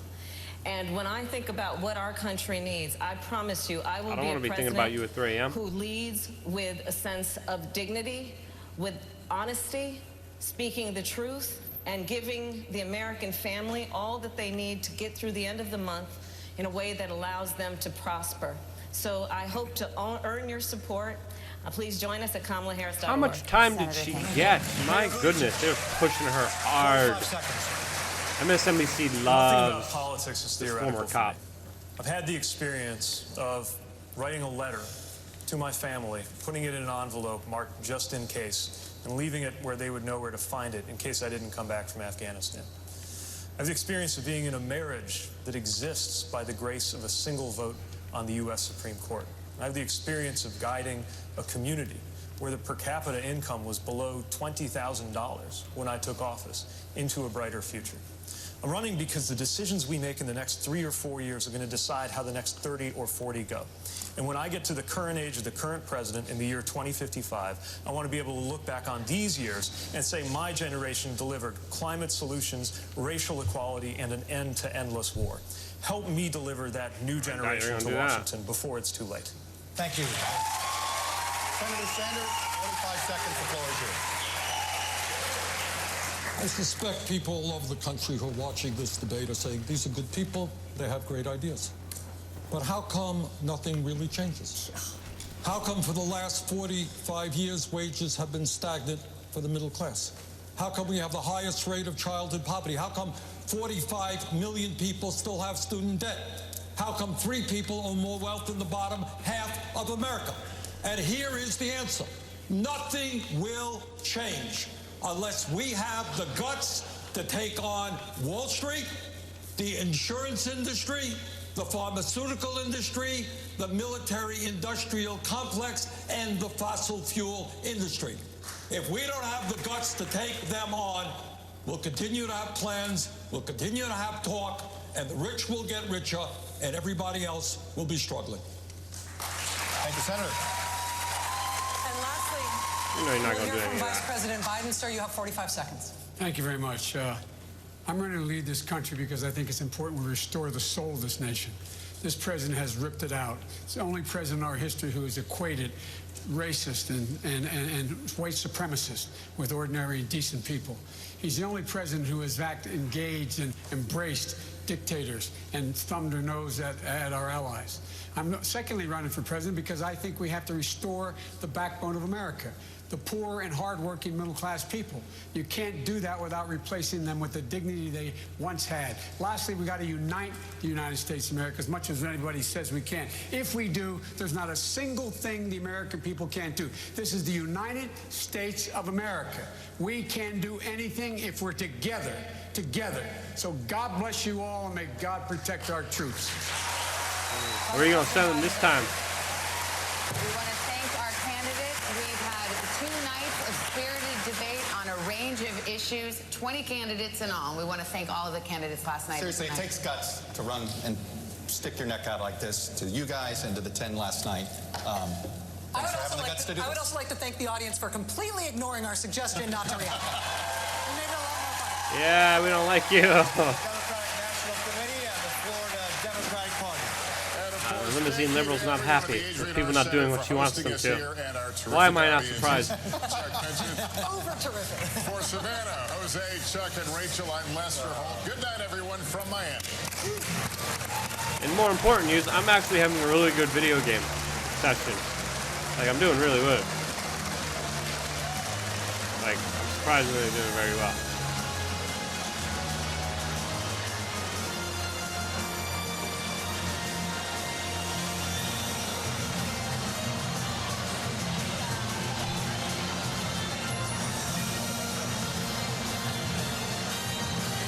That's more important than anything else. That's happening here, by the way.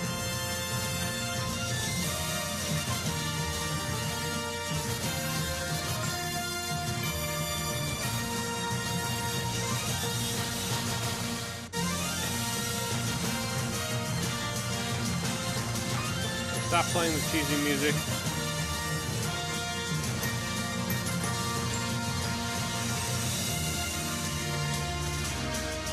Part 2 of round 1 of the Democratic debates is now history in the city of Miami. What have we learned? We've learned 10 people on one stage is a lot. We've learned 20 people over 2 nights is a lot. We'll stay in these pictures, by the way, in the hall. There should be none of them. They're all criminals. We saw some divisions on that stage, very visible. You could hear them, and a big one was generational. And listening to it, watching it, it occurs to me the most indelible picture of the evening may be a photo we've never seen of a young girl in Berkeley, California named Kamala at the look at Kamala Harris ass kissing.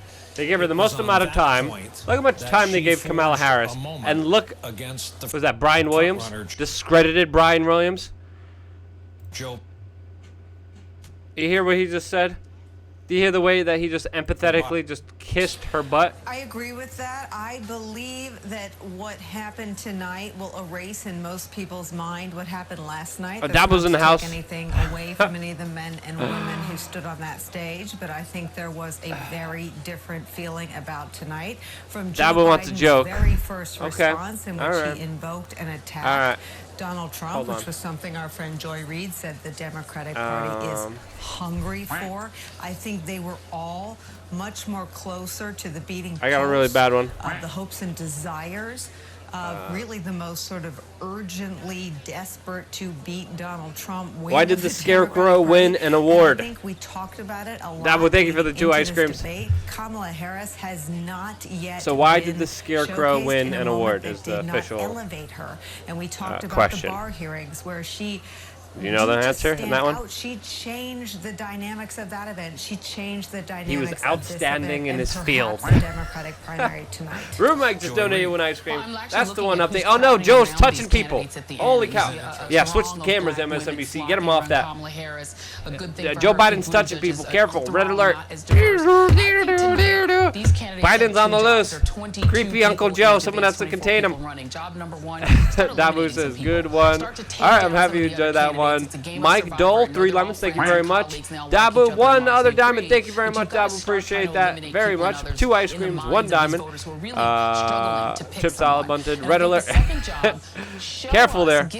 Hide your daughters, hide your kids. Joe Biden's on the loose.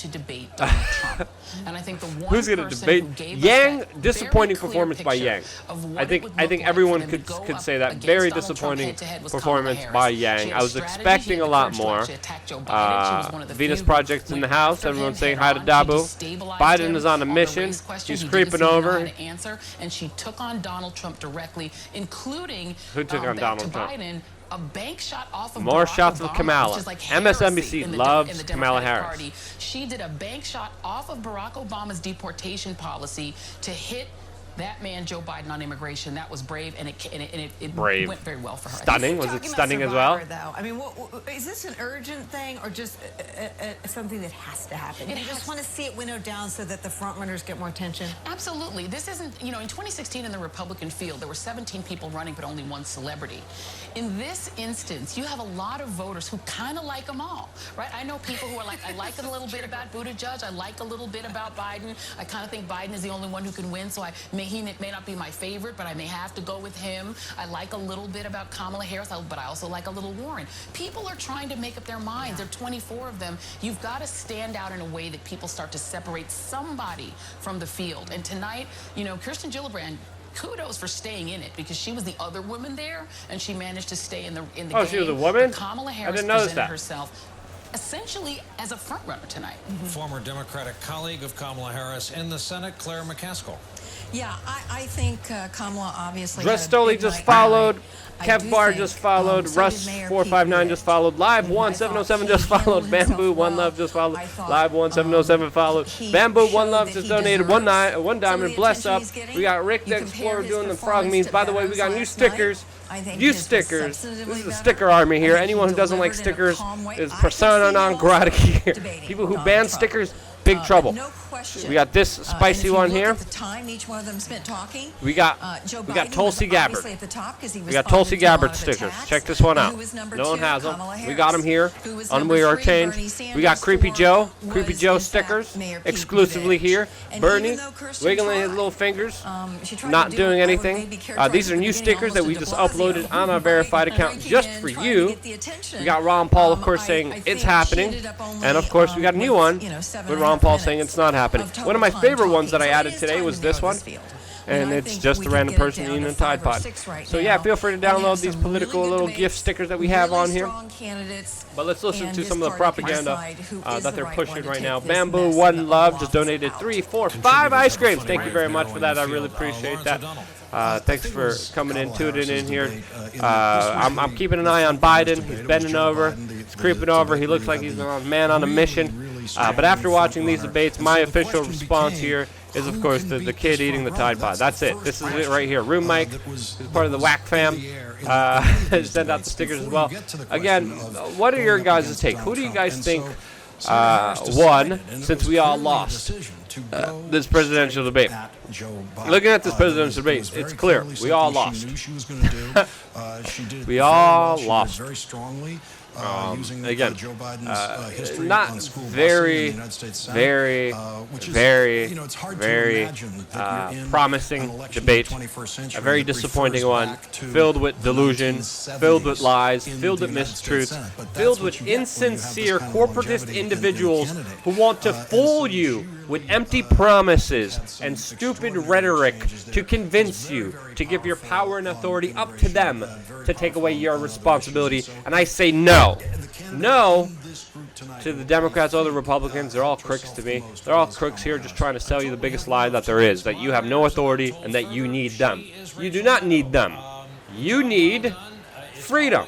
You need peace. You need responsibility. You need not people selling you out, taking the responsibility that you give them and giving it to the highest bidder that gives them the most amount of money, because that's exactly what happens with these career politicians and career crooks like Kamala Harris, the former police officer, and of course creepy Uncle Joe Biden, that we're on the lookout if he's going to grab some boobies on here, because again, he's bending over, he looks like he's in creeper status. Anything could happen. We're watching it live here, unfold here on We Are Change, on our little live stream that we got unfolding here, and my teammates brought me back. And most importantly, we're playing the video game. Yay. Yang Gang really underperformed, yeah, to say the least. And he pulled up that stupid Russian comment. Really disappointed. I thought he was smart. He is not smart. He's just like, hey guys, I'll give you $1,000. Vote for me, please. Trying to make sure that everybody gets on stage and that the most important stuff gets litigated. I mean, I have a binder full of questions and topics that we didn't get through because a lot of stuff tonight needed to breathe, because the candidates took it upon themselves to mix it up among themselves in ways that, you know, we anticipated in the abstract, but you never know what's going to happen in that moment. And so, I mean, it may have been inevitable because they saw how things went the first night, what it's like to have 10 candidates on stage, and you know, and how you can play things to your advantage. I think the second night candidates knew how they wanted to approach this in terms of going at each other and really taking Chuck and I out of the mix as much as they could in a lot of ways. So I think I'm would it be irrelevant? shocked by it, but I will say that I don't think anybody on that stage didn't seemed like they should be there. I didn't think anybody on that stage embarrassed themselves. I mean, obviously not all of those people can be front runners, not even close. But nobody, I don't think, on that stage is going to walk away and say, oh, I really screwed up, or I embarrassed myself, or maybe this should be the end for me. It wasn't that sort of a night. I thought they all performed. Rachel, first of all, you guys did a Did masterful job. they all perform like you wanted them to? Own the night and almost not disappearing in a submissive way, but disappearing in a way that they shaped the night and they shaped the conversation. And I imagine that was your intention. But you talked about the binders. I mean, you guys were so well prepared, and I wonder if you could just You're so prepared. Kind of tick through. You did so good. Compliment yourself. You're great. And just sort of share some reflections about whose answers surprised you, or whose answers weren't what you expected, or whose answers maybe turned the conversation in a way you weren't expecting. Well, one of the things that I thought was an interesting dynamic was some of the different cross currents that were picked up on guns, right? Congressman Swalwell is a young congressman. He does not have a huge national profile. He is on the Intelligence Committee. He's very articulate. People know him on cable news, I think, a lot for his commentary on things that come before the Intelligence Committee and the Mueller report. But he really has taken on this guns issue in a way that is earnest and deep. And for him to be proposing that buyback program and then, as you say, taking it out of mine and Chuck's hands and challenging Senator Sanders and saying, yeah, Senator Sanders, you're talking about all the things you want to do on guns, but you'll leave these guns on the street. Why not buy them back? Why not buy them back? Similarly, Congressman Swalwell going to Mayor Pete Buttigieg on the issue of an officer-involved shooting, saying you should fire the chief if somebody wasn't wearing that body cam. I mean, those are two moments that happen to be Congressman Swalwell. I'm not suggesting he was the guy who mastered that dynamic, but I think that was the kind of thing where they know each other's records and they have critique ready for each other. Of course, Rachel Maddow brought up the Mueller report. Anymore, and I think that it's on substance. It's not ad hominem, and I think that everybody's capable of defending themselves, and I think that's good. I think that for us watching, the whole room changed when Kamala Harris took on Vice President Biden on the issue of busing and put herself in the story and really did what some people have talked about doing but no one had done. It felt different watching. Did it feel different moderating? Yes, that was one of those things where you feel the weather shift. Yeah. And, and again, we started on racial issues. We knew that the issue of Vice President Biden's recent comments were going to come up. We were prepared with what Senator Harris had said to the press previously in response to those questions. We were prepared on all of their record in terms of race, not only contemporaneously, but in the past, and all of them have some interesting evolutions on racial issues, or at least most of them do. But for Senator Harris to herself take it upon herself to raise the issue of his comments about the segregationist senators, and then to prosecute the case against him, and I think that's how she put it, on busing, Got a quack. and to have Vice President Biden Kings James donated one ice cream. Thank you very much. Nice to see you on D Live. Yeah, man, good to be back here. Hunching Joe Biden. Anytime you're preparing for a debate, Keep the cameras on him. He brought in his handlers like, hey. Oh, there's women. There's women wearing red. He goes right over to them. The country would go completely bankrupt buying our guns from us. What we're watching on the right-hand side of our screen, the looming presence behind Joe Biden is Garrett Haake. There's a Biden aide that is between Garrett Haake and Joe Biden.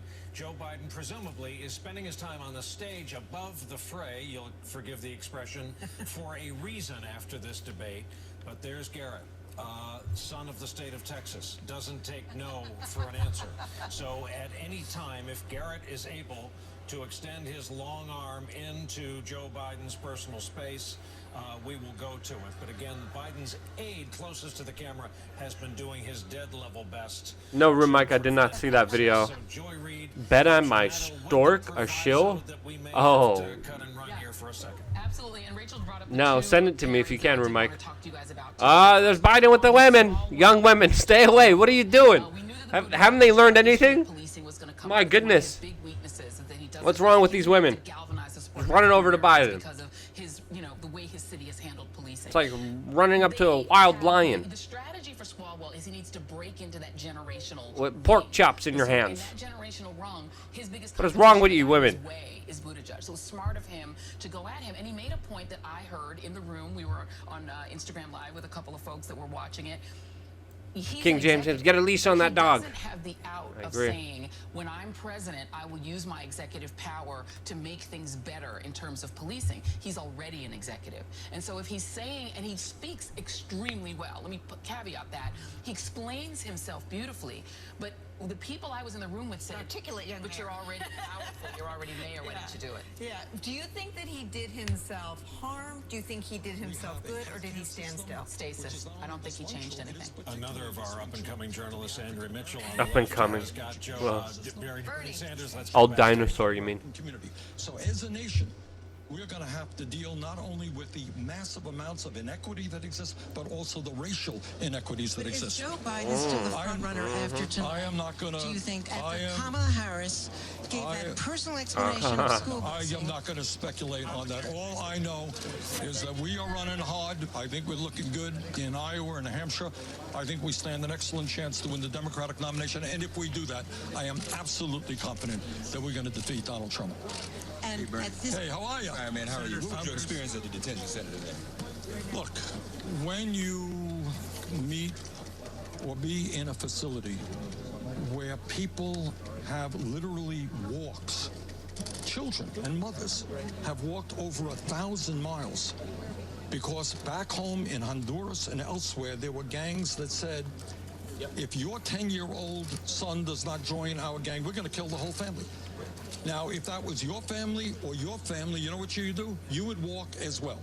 And our job is not to lock children up in cages, but to open our hearts up to those children. So why did the why did the Democrats go along with the Senate today and Nancy Pelosi lose her caucus to not even have a 90-day restriction? To be honest with you, I've been preoccupied with other things today. I'm sorry about that. Yeah. Senator, there was a generational argument being made by one of your younger rivals. Screw over suggesting MSNBC. Maybe you and Wookiees just followed. Biden are too old for this race. What do you make of that? I mean, I think that's kind of ageism, to tell you the truth. And I think what we are trying to do, what all of us are trying to do, is to end discrimination. King in this James country Bernie with a hint of against Gilbert women, Godfrey. I agree. Against minorities, against the LGBT community, and I think on ageism as well. Look, Ageism, at the end of the day, LGBTQ, racism, diversity, ageism. What else can you not complain about? What else can you not moan about there? What candidate will guarantee, will fight to bring health care to all, to raise the minimum wage to a living wage, take on the fossil fuel industry, and transform our energy system to save. Our political system is a That joke. is really what the issue is. It doesn't matter whether you're old, you're young, you're black, you're white, you're woman, man. You got to take a hard look at the candidates and what they stand for and what their record has been. So you said it's ageism. You said it's ageism, Senator? Look, I think if I were to say to a younger person, you're not qualified because you're only 35 or 36 or something like that, you don't have the experience, that's not right. I don't think so. Judge people on the totality of who they are, what their ideas are, what their experience is, what their record is. That's what I think we should do. We're live on CNN now, Senator. Do you believe that you were able to make your best argument tonight that you are the best equipped to defeat President Trump, or do you believe that you were sort of overshadowed by the fighting and well, that's for people to decide. You know, I'm not a great fan of 45-second responses. The whole thing, of course, feels like others are interrupting Andrea Mitchell's interview with Bernie Sanders, including but not limited to our friend Jeff Zeleny over at CNN. Let's go back to this little pas de deux drama happening on the stage. Again, the men in white suits in order from left to right. Joe Biden, body man, Garrett Hake, closest to the camera. And Joe Biden is mingling with the youngs, using cell phone cameras and taking pictures at the edge of the stage. At some point, Stay away, he's women. going to have to get up to a standing position. We could be witnessing that point right now.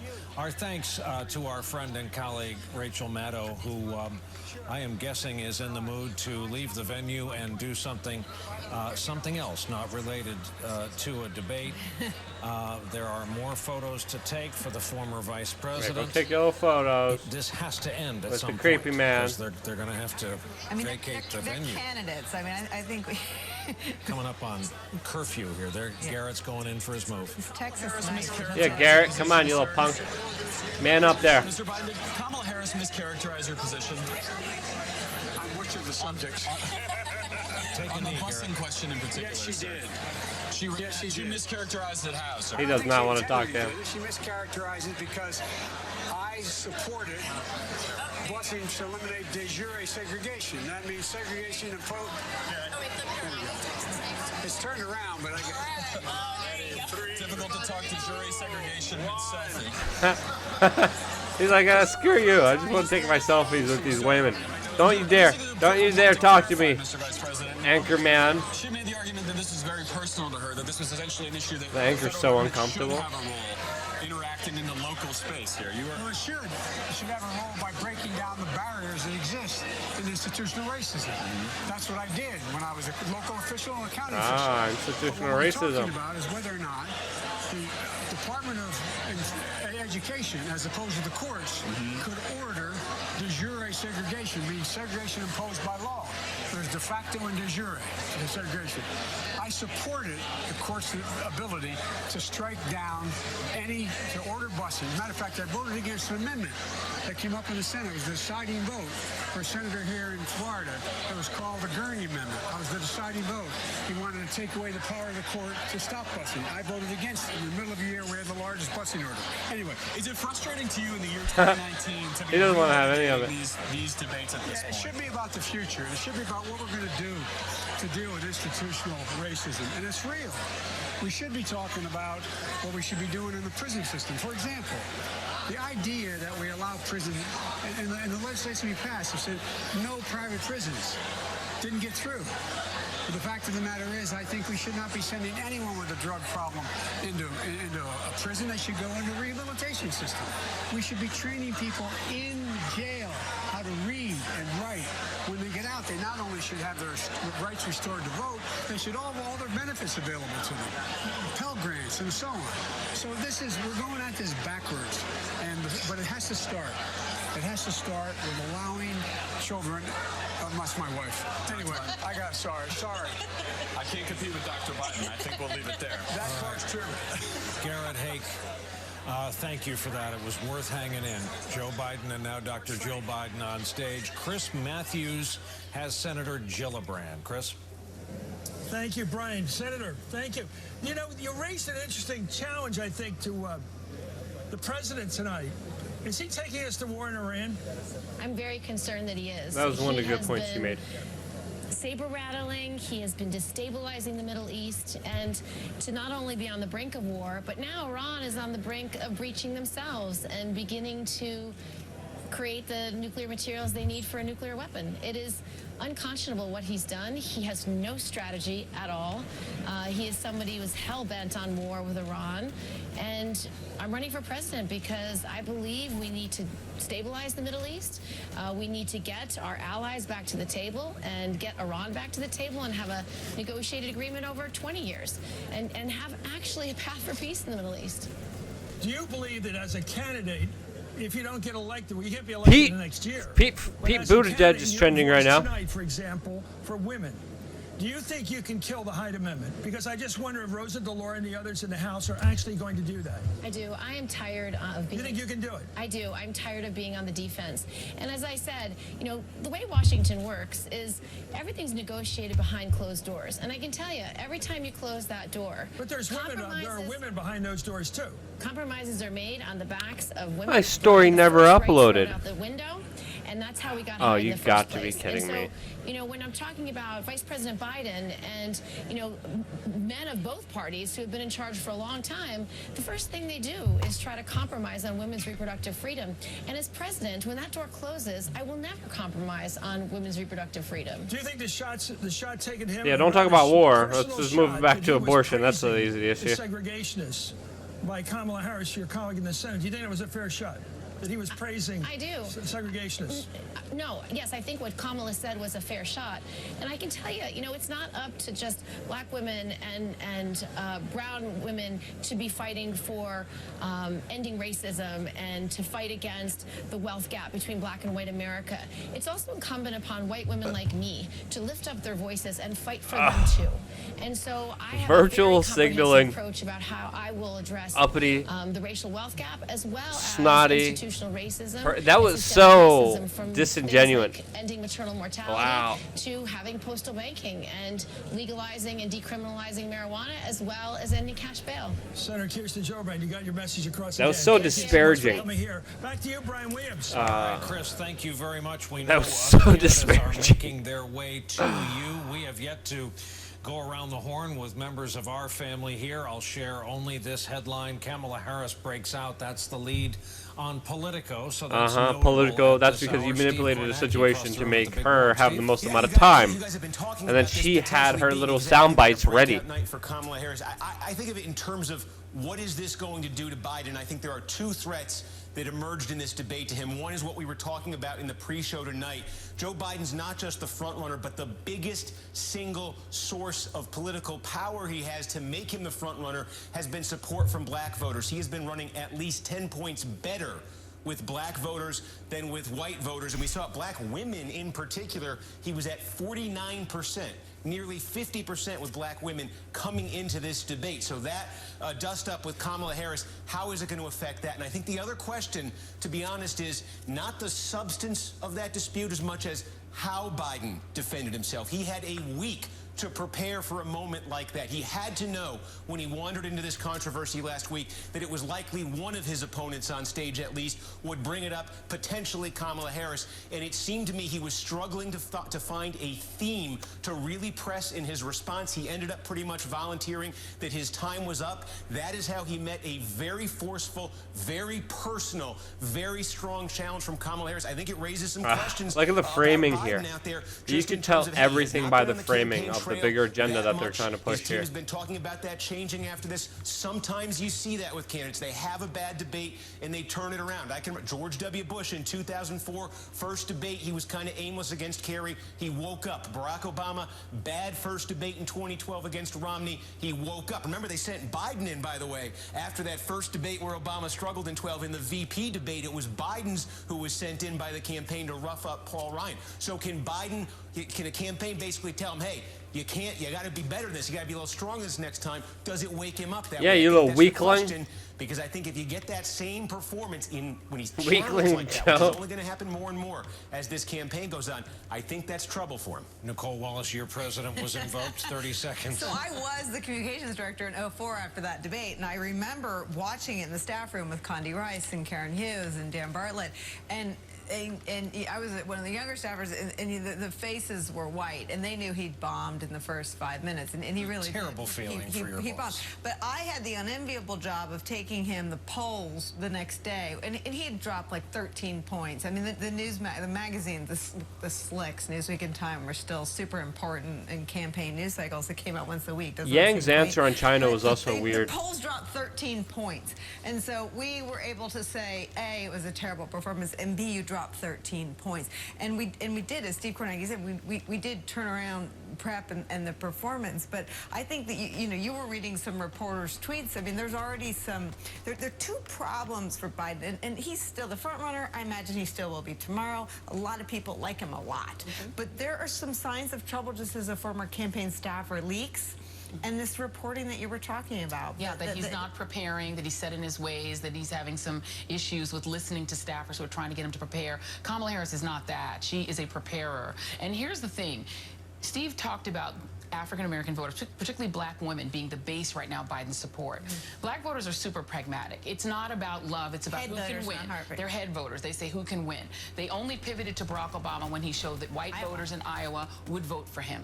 Kamala Harris needs to get past that hope gap where now African-Americans say, oh, this country is not the country we thought it was. Maybe only Biden can win. That is why he's ahead, and they know him. He's a nostalgia candidate. How do you break that nostalgia?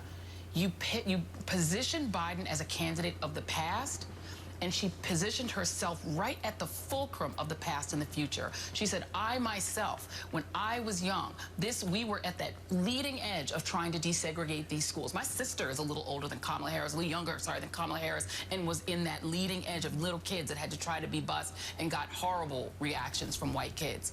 She's now put herself in that story, but as a kid, whereas he was a man that was saying busing isn't a good idea. She's now opened that door.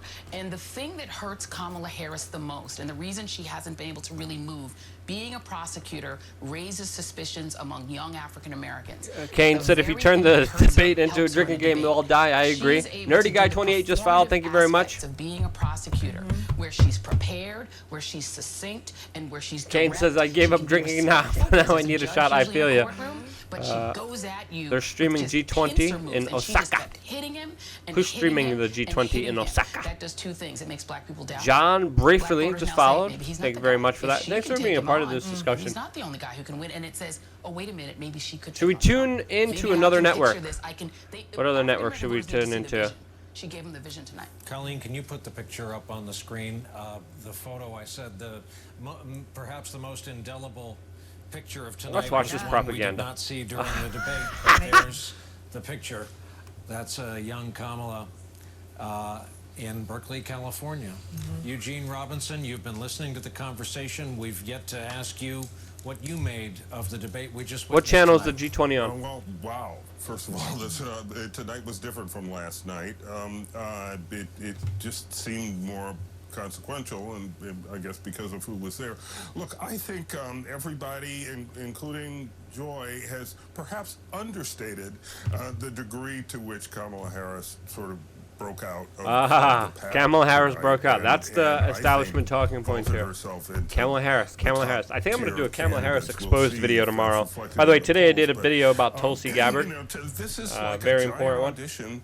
For running against Donald Trump, and you sort of pictured each of these candidates Kamala Harris exposed video. What do you guys think? With Trump, and who would, and that word again, prosecute the case. This was an interesting debate, but I was so happy I got to play video games. And I just think she is Leah, Leah, I don't know if I should trust your link. From beginning I don't know if I should trust you. She showcased those skills. She's like a shady character. And you could, she Oh, was far better, I think, than anyone else. The G20's going on. Stage. I thought Biden did okay. You got Emmanuel Macron. He doesn't stop This is the female feminist club meeting probably here.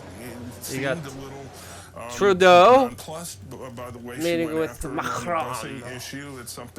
The butcher of France. Xi Jinping.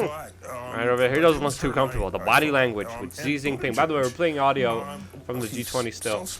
But Xi Jinping does not look happy. There's Merkel. Shaky Merkel. On the question of the police shooting, and she had 2 episodes where she just started visibly shaking. I didn't think he really showed. I've seen him better. Although breathtakingly forthright, when was the last time we heard a politician on a debate stage say, in effect, because I failed to get it done? And then, of course, that engendered crosstalk from both Hickenlooper and Swalwell on that same topic. People are saying, can we please turn off NBC, please? Oh, we got the Saudis. It looks like they're trying to wash off the blood off their hands. Like, if she arrives doing it, we'll come back out live, but please stay with us. Like, man, this blood is in our hands and no go nowhere. I don't know, the blood on our hands. Who's that dude? He's like, what country is he from? There's no audio on what kind of? The 2019 Infinity. There's no audio on the G20 thing.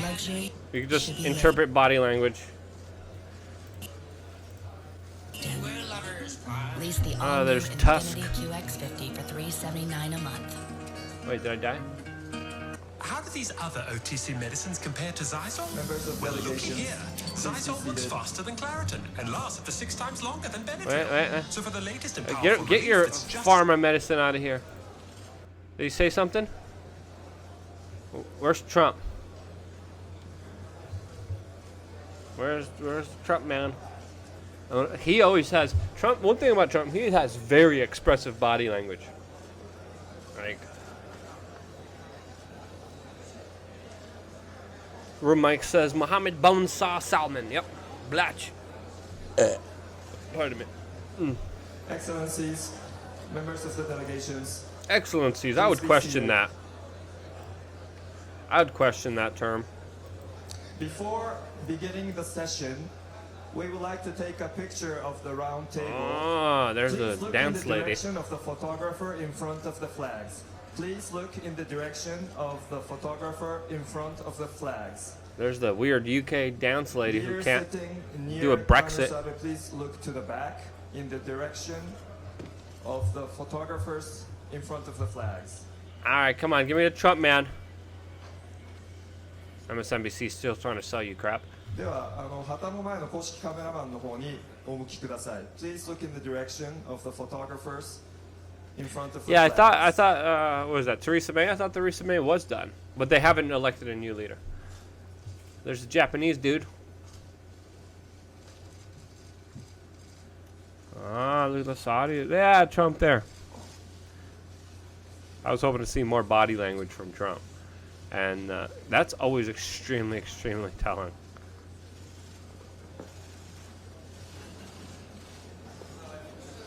A lot of special interest and multinational corporations represented in that room. Thank you for your cooperation.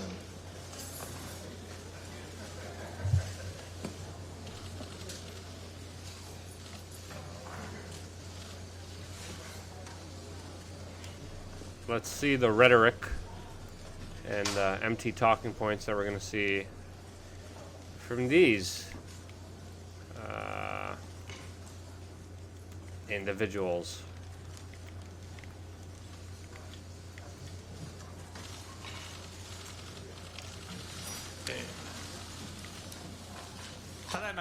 Ladies and gentlemen, G20 I 大阪 now サミットを declare the 開会 opening of いたします G20 Osaka Summit. 皆様を大阪に歓迎いたしま Hearty す welcome to all of you 本年 to Osaka. 東京で日本では This 天 year, 皇陛下が in Japan, ご our 即位さ emperor れ ascended to 令 the 和の throne 新しい to 時代を begin the era 迎え of ました Reiwa. この記念すべき年に Reiwa, in a G20 サ commemorative ミ year ットを日 like 本で this, I 開催 am でき able to 大変嬉 hold the しく思い G20 ます summit in Japan 令和の意味 to my は great 美しい調 pleasure. 和ビューティフルハー Reiwa モニー means a beautiful お集まり harmony. の首脳の協力を得て With the cooperation 大 of 阪サ all ミッ of トで you, も I'd like to 美しい realize 調和を beautiful 実 harmony 現したいと at 思いま this す summit too. ここ大阪は古くから Osaka is a 交易 city によ of って栄 merchants, え which た has 商人 prospered の over 町であり many centuries 自由を by 尊 trade. び Osaka イノベーションを目 respects 指す freedom 紳士の and is rich with the 気 progressive 分に富む spirit that これで generates も innovation. 大阪の Let us also やっ take てみながら in the 精 spirit 神を持 of って why not 大阪から trying of the people of 世界に Osaka 新しい merchants メッセージ and を send out 発 a 信 new してい message きま from しょう Osaka to the world. 今回の G20 大阪サミットでは I want this, G20 対立を Trip Salabanti says I like Japan. Japan's pretty wild. Differences are not 互いの highlighted, 共通 but 点を common 生み出し grounds are ウィン found ウィン Some freaky で people. そ 持続可能な世界を実践するサミットとしたい be Staying away accomplished. from that cancer. そのため To 第 this 一 end, に firstly, 自由貿易やイノベー free ションなど trade を通 and じ innovation 世 will 界経済の fuel the 力強い forceful 成長を growth of the 牽 global 引していく economy. 同時に At the same 格差へ time, の対処を through 通じて addressing 成長 inequalities, と we will 分 create 配 a の好循 virtuous 環 cycle of を growth 創出し and distribution あらゆる主 so 体が that a society 活 be 躍できる realized where all 社会を entities and 実現してい participants く are actively engaged. 第2に Secondly, G20 域内に through と the どまらず contribution not only 開 within 発 the 地球 G20 規模 region, 課題への but 貢献を toward 通 the じ developmental 包括 and 的か global つ scale 持続 issues, 的な we'd like to aim to 持続可 realize 能な an 世界を inclusive 目指し and たいと思います sustainable world. それでは Now then, 第 dear 1セッションで leaders は and colleagues, 世界経 in 済 this および session 貿 1, we 易 wish to 投 discuss 資について global 議論 economy したいと思い and ます trade and investment. まずは G20 の中核アジェンダである I'd like to 世 speak 界 to the 経 topic 済 of につい world て economy 申し that 上げ is ま the す core agenda of 世界経済のリ G20. スクをモニタ The ーし most important 持続的な成 responsibility 長を of 実現するのが G20 is to monitor 我々 the risks in the global G20 の economy and realize 最重要 sustainable の growth. 責務であります世界経済の If you 現状 look を見れ at the ば current state 足 of the 元で global economy, 安 you 定 would 化の notice 兆 some しが signs 見ら of れ stability in the 本 short 年後半 term, から and the 来年に向 outlook けて緩や from か the に latter 上向 part く見 of 通 this しであり year ま to すが the next year is 下 a 振れリ moderate スク recovery. の方が But 大きい there is a greater 何よりも downside risk. 貿易と地 More 政 than 学をめ anything, ぐる the 緊 tension 張 surrounding は trade and 増大していま geopolitics す is rising.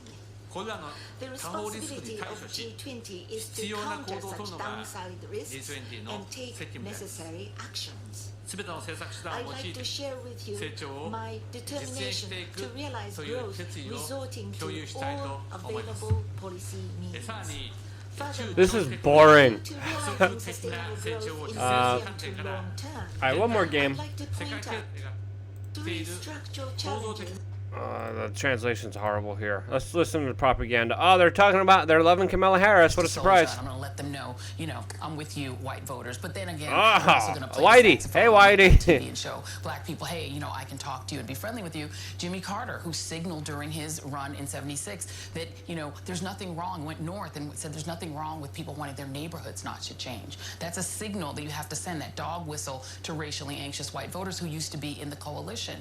The problem for Biden is that whenever he says something like that, he reminds people of that. And that is not a future-going campaign if you're constantly reminding people of the past. He's supposed to be a nostalgia candidate where the nostalgia is locked to the 8 years of Barack Obama. Right. But he's allowing it to break out of the Obama box, and that's not good for him. He needs to remember Bill Clinton blowing up Hillary Clinton's campaign in South Carolina in 2008, when the assumption that the Clintons made that the black vote was going to go to Hillary Clinton, they weren't ready for Barack Obama to actually win that primary. And then Bill Clinton goes out and he makes some comments about Jesse Jackson, and African American voters who love the Clintons said, people will rethink you. So he's got to be careful. Keep it in the Obama box. Lawrence, your town had a history with this topic. I'm stunned that I'm sitting here tonight and I'm hearing Joe Biden in his interview with Garrett Haake talk about de jure segregation, he referred to. Well, this is a history lesson that I'm amazed we have to go back to. In the 1970s, when Joe Biden was working on this issue, there were two kinds of segregation that were constantly being talked about. De facto segregation, which was Boston, where I was a kid, and where they had a busing program that was one of the most controversial in the country. That was because of de facto. And what Joe Biden was just saying, if you were to follow the detail of it, was, in effect, he was opposed to the busing order in Boston because it was based on de facto education, and he was at segregation. He was only in favor of the de jure, but even that is not actually what his position was. And if this continues to go into a detailed analysis of what his busing position was in the 1970s, it's going to get worse and worse for Joe Biden, because he did hang on to an anti-busing position long after most Democrats gave up, including a Southern Democrat from North Carolina who said, I'm opposed to busing, I didn't want it, but it's working. It's been working for the last few years, and Joe Biden was trying to stop it even then in 1978. And one of his biggest opponents in the Senate at the time was the only black senator in the Senate who was a Republican from Massachusetts, Ed Brooke, whose capital city was in the throes of this. And so the story for Joe Biden on busing is actually a more durable controversy than the one about the way he talked about the segregationist senators in the fundraiser. And there's a part of Kamala Harris's story about busing that she didn't finish, and she will. And it's when she got off that bus, because of busing, she got a great education, and that great education has her standing there tonight. What a segue into Kamala Harris with Chris Matthews. Chris? Thank you. I've got Senator Kamala Harris here for Kamala versus Tulsi. I'd like to see a fight like that. I want to ask you about, I think you had to be there was the message I think Biden was trying to use to explain his behavior with the segregationist senators. But you were there with regard to busing. And you talked tonight in that debate about the hurt you felt when you heard him talking about his civil, in fact, to some extent praising the civility of these old Seggies. What was the hurt? I mean, listen, here's the big moment from MSNBC. Men, those segregationists had their way, I would not be a member of the United States Senate, and I certainly would not be a serious candidate for President of the United States. And so the harm that they did and that they attempted to do, because frankly, they built not only their careers, but their reputation off of that, which is their quest to ensure the segregation of the races. Had they their way, there's so much that would not no one happen. mentioned Lester Holt Tulsi would not tonight. have been Be one asking on the bus. questions on that stage. Barack Obama would not have been in the position to appoint Joe Biden Vice President of the United States. So the consequences of their actions were very real and on the shoulders of a history in our country of really a very bad, awful, dark, dangerous, and lethal time. So, but I have to tell you, Chris, I otherwise have a great deal of respect for Joe Biden. I do not believe he's a racist, but his his perspective on those senators was something that was hurtful. And it had consequences. In the picture tonight, we saw you turn to him, look him in the eye, and almost in a way that a prosecutor has to point a finger at a defendant and said, you did these things. It was very dramatic. Well, I mean, I felt that. I felt that. Look, going back to when I was a young girl, I mean, everything I said on that stage is the truth. I grew up where the kid next door said she couldn't play with us anymore because we were black. What I said about... You feel that still? Do you feel that memory? Of course I do. It's the memory of a child who felt pain. What kind of question I is that? haven't gotten beyond it, and obviously. But I didn't let it cripple kind me. of question is But that, it is Chris Matthews? listen, it is a real emotion that a child feels based on a fact that these issues are real in our country, and we have to speak truth about it. And so that's what I was attempting to do, is speak the truth. And in a way that is also about hopefully conveying that the consequences are not only about what is wrong morally and legally. She's obviously using it as our PR talking point. Example. But the consequences are also very painful emotionally. There was a young woman who came up to me after the debate, and she said, I'm glad that you brought that up because I was also bused.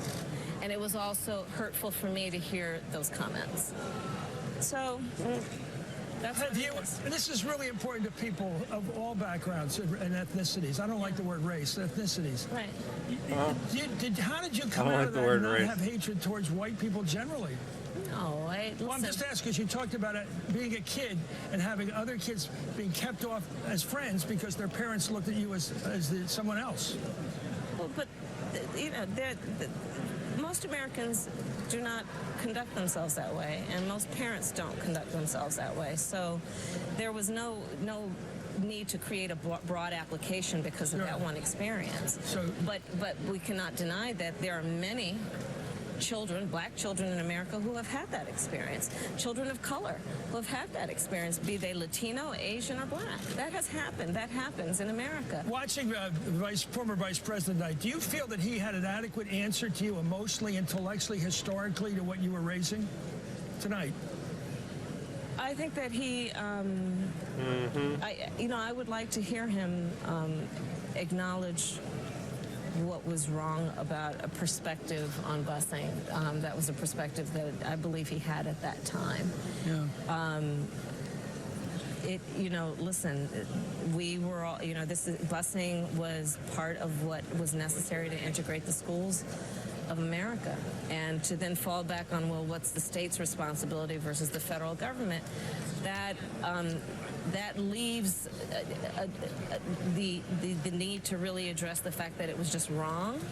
Right. And it dispenses with also the relevance of the federal government to step in on civil rights issues where states have failed, which is why we had the Civil Rights Act. You felt he was hedging. And the Voting Rights Act. You felt he was hedging.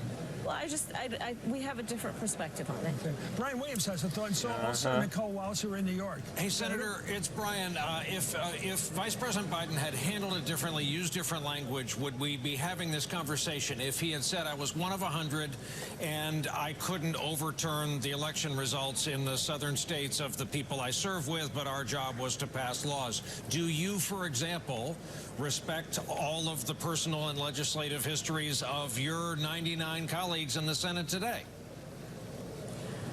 Brian, I find it difficult to relate the reputation and history and actions and words of those two individuals with my colleagues today. I strongly believe that there is not one member of the United States Senate currently who is a segregationist. Yeah. So I can't make that leap. I'll give you that one concerning their personal histories. And one question before I hand off to Nicole that has to do with your seat on the Intelligence Committee. The president, prior to leaving for Osaka, said it was none of our business what he was going to talk about with Putin. I saw a veterans group say today, you're flying on our plane, you live in our house, it's very much our business. Do you have concerns all over again for another meeting between those two happening just about the time we're having this conversation? I do. I mean, this president has a track record of acting in a unilateral way, of not reading the briefing book, of not consulting with the leaders of our military, the leaders of our State Department, diplomats. He has a tendency to engage in foreign affairs in a way that's about his personality and ego. So he likes that the North Korean dictator flatters him with a letter, and he decides to elevate the North Korean dictator with a photo op. They were warning each other of nuclear holocaust. To take the word of the North Korean dictator over the word of the American intelligence community when it comes to an American. Oh, you're going to be tough on foreign policy too? You're going to be a nice war hawk? Of the United States, who, by the way, is the commander-in-chief. Like how she's trying to convince you. To take the word of a Russian like how down she's talking over to you. The word of the American intelligence community when it comes to the Russians' interference in the election of the president of the United States, which the American intelligence community has been very clear did happen. We have a commander-in-chief currently who prefers to take the word of a Saudi prince over the word of the American That's intelligence legitimate criticism. community. When it comes to a journalist who was assassinated, a journalist who has American credentials, I absolutely have concerns about this president meeting with anyone without an adequate kind of buffer and some guarantee that he is actually going to weigh whatever he receives in that conversation in a way that is in the best interest of national security and in the best interest of the people of our country. I think we have a good track record with this president to suggest that he may not actually be the best person to have judgment about how he should engage with and negotiate with foreign leaders. Senator Harris, I'm sure you haven't had a chance to look at all of the instant analysis to your performance tonight, but it's done. You've been declared the winner, a breakout. Joy Reid, who's really smart about all things political, says you're now sort of surging into the top tier. I wonder where you see yourself in this race and what you do next. Try to convince enough fools to vote for me. Here and will be out here working to earn the vote and the support of everyone. And this election will be given to no one. She who wins will have to earn it, and so the way that I will approach our campaign is tomorrow. I see what she did there. there. It was today and the day before, which is to spend time with voters, to spend time with families, to listen, hopefully as much if not more than I talk. Because I'll tell you, Nicole, I do fully intend to win this election, but my measure of our success will be also that at the end of this process we are relevant, and I believe one of the most important ways to guarantee that is that I listen as much as I talk, and so that's the job and the task that I put before me and before our team today. Last question, Senator. Apparently you drew blood tonight from the Biden campaign. They put out the statement after your back and forth with the vice president. They said you're doing exactly what Trump wants. Your reaction? That's a little ridiculous of a statement. I do not think that speaking truth about the history of segregation in our country is that. So I disagree, obviously. Is Biden finished after tonight? No, I don't think so. No. In your eyes? No, I don't think so. Listen, Vice President Biden has had a long career of dedicated public service, and he has done great things in his career. And I think he should be given credit for those things and for that work and for his dedication. I don't think anyone can question his reason for doing what he does. I do believe that he cares about people and he loves our country. So I don't think he's done. No. This is a calculated, very intelligent attack by his advisors and the pundits will have to figure Camille it out. Harris. Thank you so much, Senator. Okay, Thanks for your time. Good luck tonight. Thank you. It was a Thank you, big Chris. night. Thank you. Back to you, Brian. Thank you, Chris Matthews. Thank you, Senator Harris. Point of privilege, I think you and I looked at each other. Joe Biden has a very deep base of support going into tonight. There is reason to believe his base of support remains He's at deep 38%. and broad. I mean, he was the front runner 3 hours ago. He will be the front runner 3 hours from now. And you know, there is some, we all get lost in these moments. We all fall down the rabbit hole, as Claire said in a break, and I don't mean to sort of share break talk, but a lot of people were probably watching Dancing with the Stars or something else tonight on another channel. Not everyone is paying That's attention. brutal. But people will hear about her performance tonight, whether they saw it or not, and she is likely now going to, I mean, I asked her about your point because I think that's right. She changed her status from, she was very much in at the bottom of the top tier. She's probably now more in the middle of the top tier. But the front runner is still probably the same person it was 3 hours ago. All right, glad we established that. A break in our coverage. We'll come back for much more of this. Yeah, people were watching Dancing with the Stars. No one was paying attention to the debate. That means Bernie said. That means our good guy Biden, creepy Uncle Joe, who's just the most career establishment destructive politician who just represents special interest. Yeah, he's totally, he's gonna be okay, guys. Don't worry. Everyone was watching Dancing with the Stars. What happened if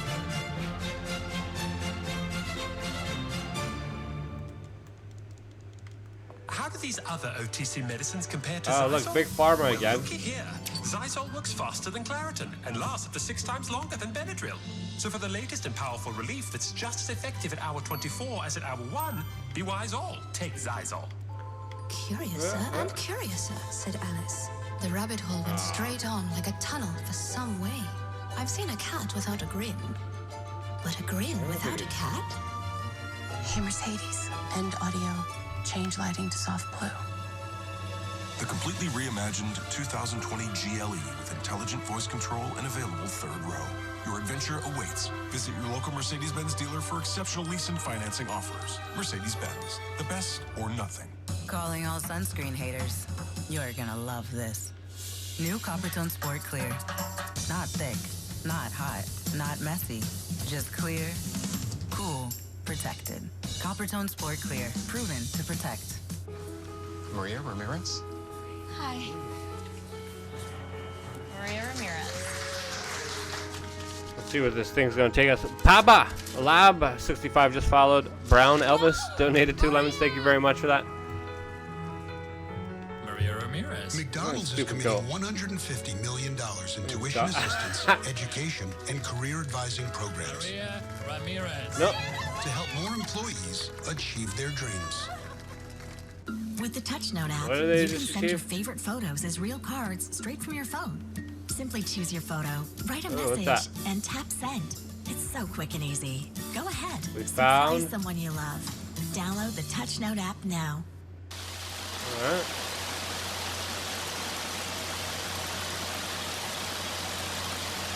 Okay, get up. Up. Download Calm today. Ah. The original way to No. for sleep, stress, and anxiety. No. Gravity is the only way to blanket, demonstrating No. increased sleep and reduce stress. Now available in cooling for summer. What? With the TouchNote app, Where are can send you your going? favorite photos as real postcards direct from your smartphone. Simply choose your photo, write a what's out there? message, and tap send. It's so How are you quick swimming? and easy, and we mail the very next day. Download the app now or visit touchnote.com. Brown Elvis says what happened in WRC LA. I have I no listen to idea. music throughout the entire All day, like pretty much. My earbuds are always in. weird change is just an idea. Yeah, I don't always have People time need to understand track that. what If my other kids are people doing have in their phone. Verizon lets me associations manage with and it, control it's things, not so official. they feel like they have It's their just an freedom, idea. and I feel like I have my peace of mind. The network more people All right, rely cool. on gives you more. Like plans families can mix and match, including the new Just Kids plan. Plus a free Samsung Galaxy when you Ooh, switch. what's this? That's Verizon. The Republican Party likes to cloak itself in the language of religion.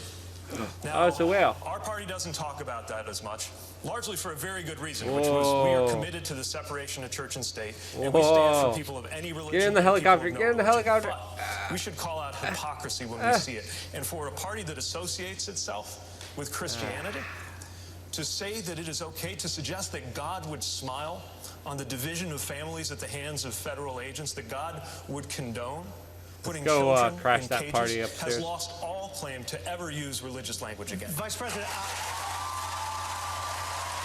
That was a point How that got tolerant through they have. tonight. But They even got the Speaks LGBTQ language of flags sort in of the this faith Goat community Simulator game. in a beautiful and eloquent way. And I think Mike McCurry has Whoa. long urged Democrats to speak more forcefully, to not cede all sort of faith-based power and influence to the right. And if you look at what Trump has done in the name of sort of having they have evangelical fireworks on support, here. and today there are new witnesses to an alleged rape against Trump. I mean, it is whatever. What comes of are the you Buttigieg talking about, you candidacy, crazy whether he is the MSNBC nominee, whether he becomes lunatics? president, Did you see that speaking lady? like this is really important, not just to his candidacy. They're but to bringing up the Democratic crazy Party. lady. when he uses the figure, how many more years it would have to be until he reaches the current president's age, it's bracing. It's bracing, and it's. I mean, I see the age diversity in a way that just, as a non-practicing Republican, makes me ageism ache. again? I mean, they're diverse by gender, they're diverse by race, they're diverse by age. I mean, I think the Republicans are all within a 24-month, white man range. So, I think again, it's sort of part of the field. Someone's a white man. That's a I don't know problem. that we've said it yet tonight. It's not on us to offer some sort of single objective analysis of all that happened tonight. The truth is, for people who are excited about all 20 people that they've seen over the last 2 nights, I think just about everybody helped themselves in some way. And I think we were talking about the 4 people who had the unenviable jobs on the end. Eric Swalwell was on Rachel Maddow's mind. I mean, he made an impression. So I think we do a disservice to people that maybe missed the debates and are only seeing some of the coverage by putting the funnel on too quickly. I mean, the truth is, on that stage, there was a lot for everybody. Senator, I can offer you 60 seconds before. A lot of nonsense. I will say, though, the one woman on the end calling the Prime Minister of New Zealand, I'm going, like, what? Yeah. So, I don't know about that. But I will say that the growth part of our party are people of color and young people. Yeah. And those votes had been, a lot of them were going to Bernie and Joe Biden. And so what did the younger candidates on the stage do? They went after Enough of this propaganda. I'm calling it quits, guys. Thank you so much for staying with me tonight. From him, 'cause he's had amazing. I really appreciated all the comments. Got a little chat room in here. I really appreciated spending time with you guys. It was fun. Let me know if you guys appreciate it. Probably going to be doing a lot more of these in the future. Look at the little fancy ones we had. Enough of that propaganda. Thank you guys so much for watching. Steph again and everyone else. Appreciate you very much. Stay tuned for more here on DLive.com. No, DLive.tv/We Are Change.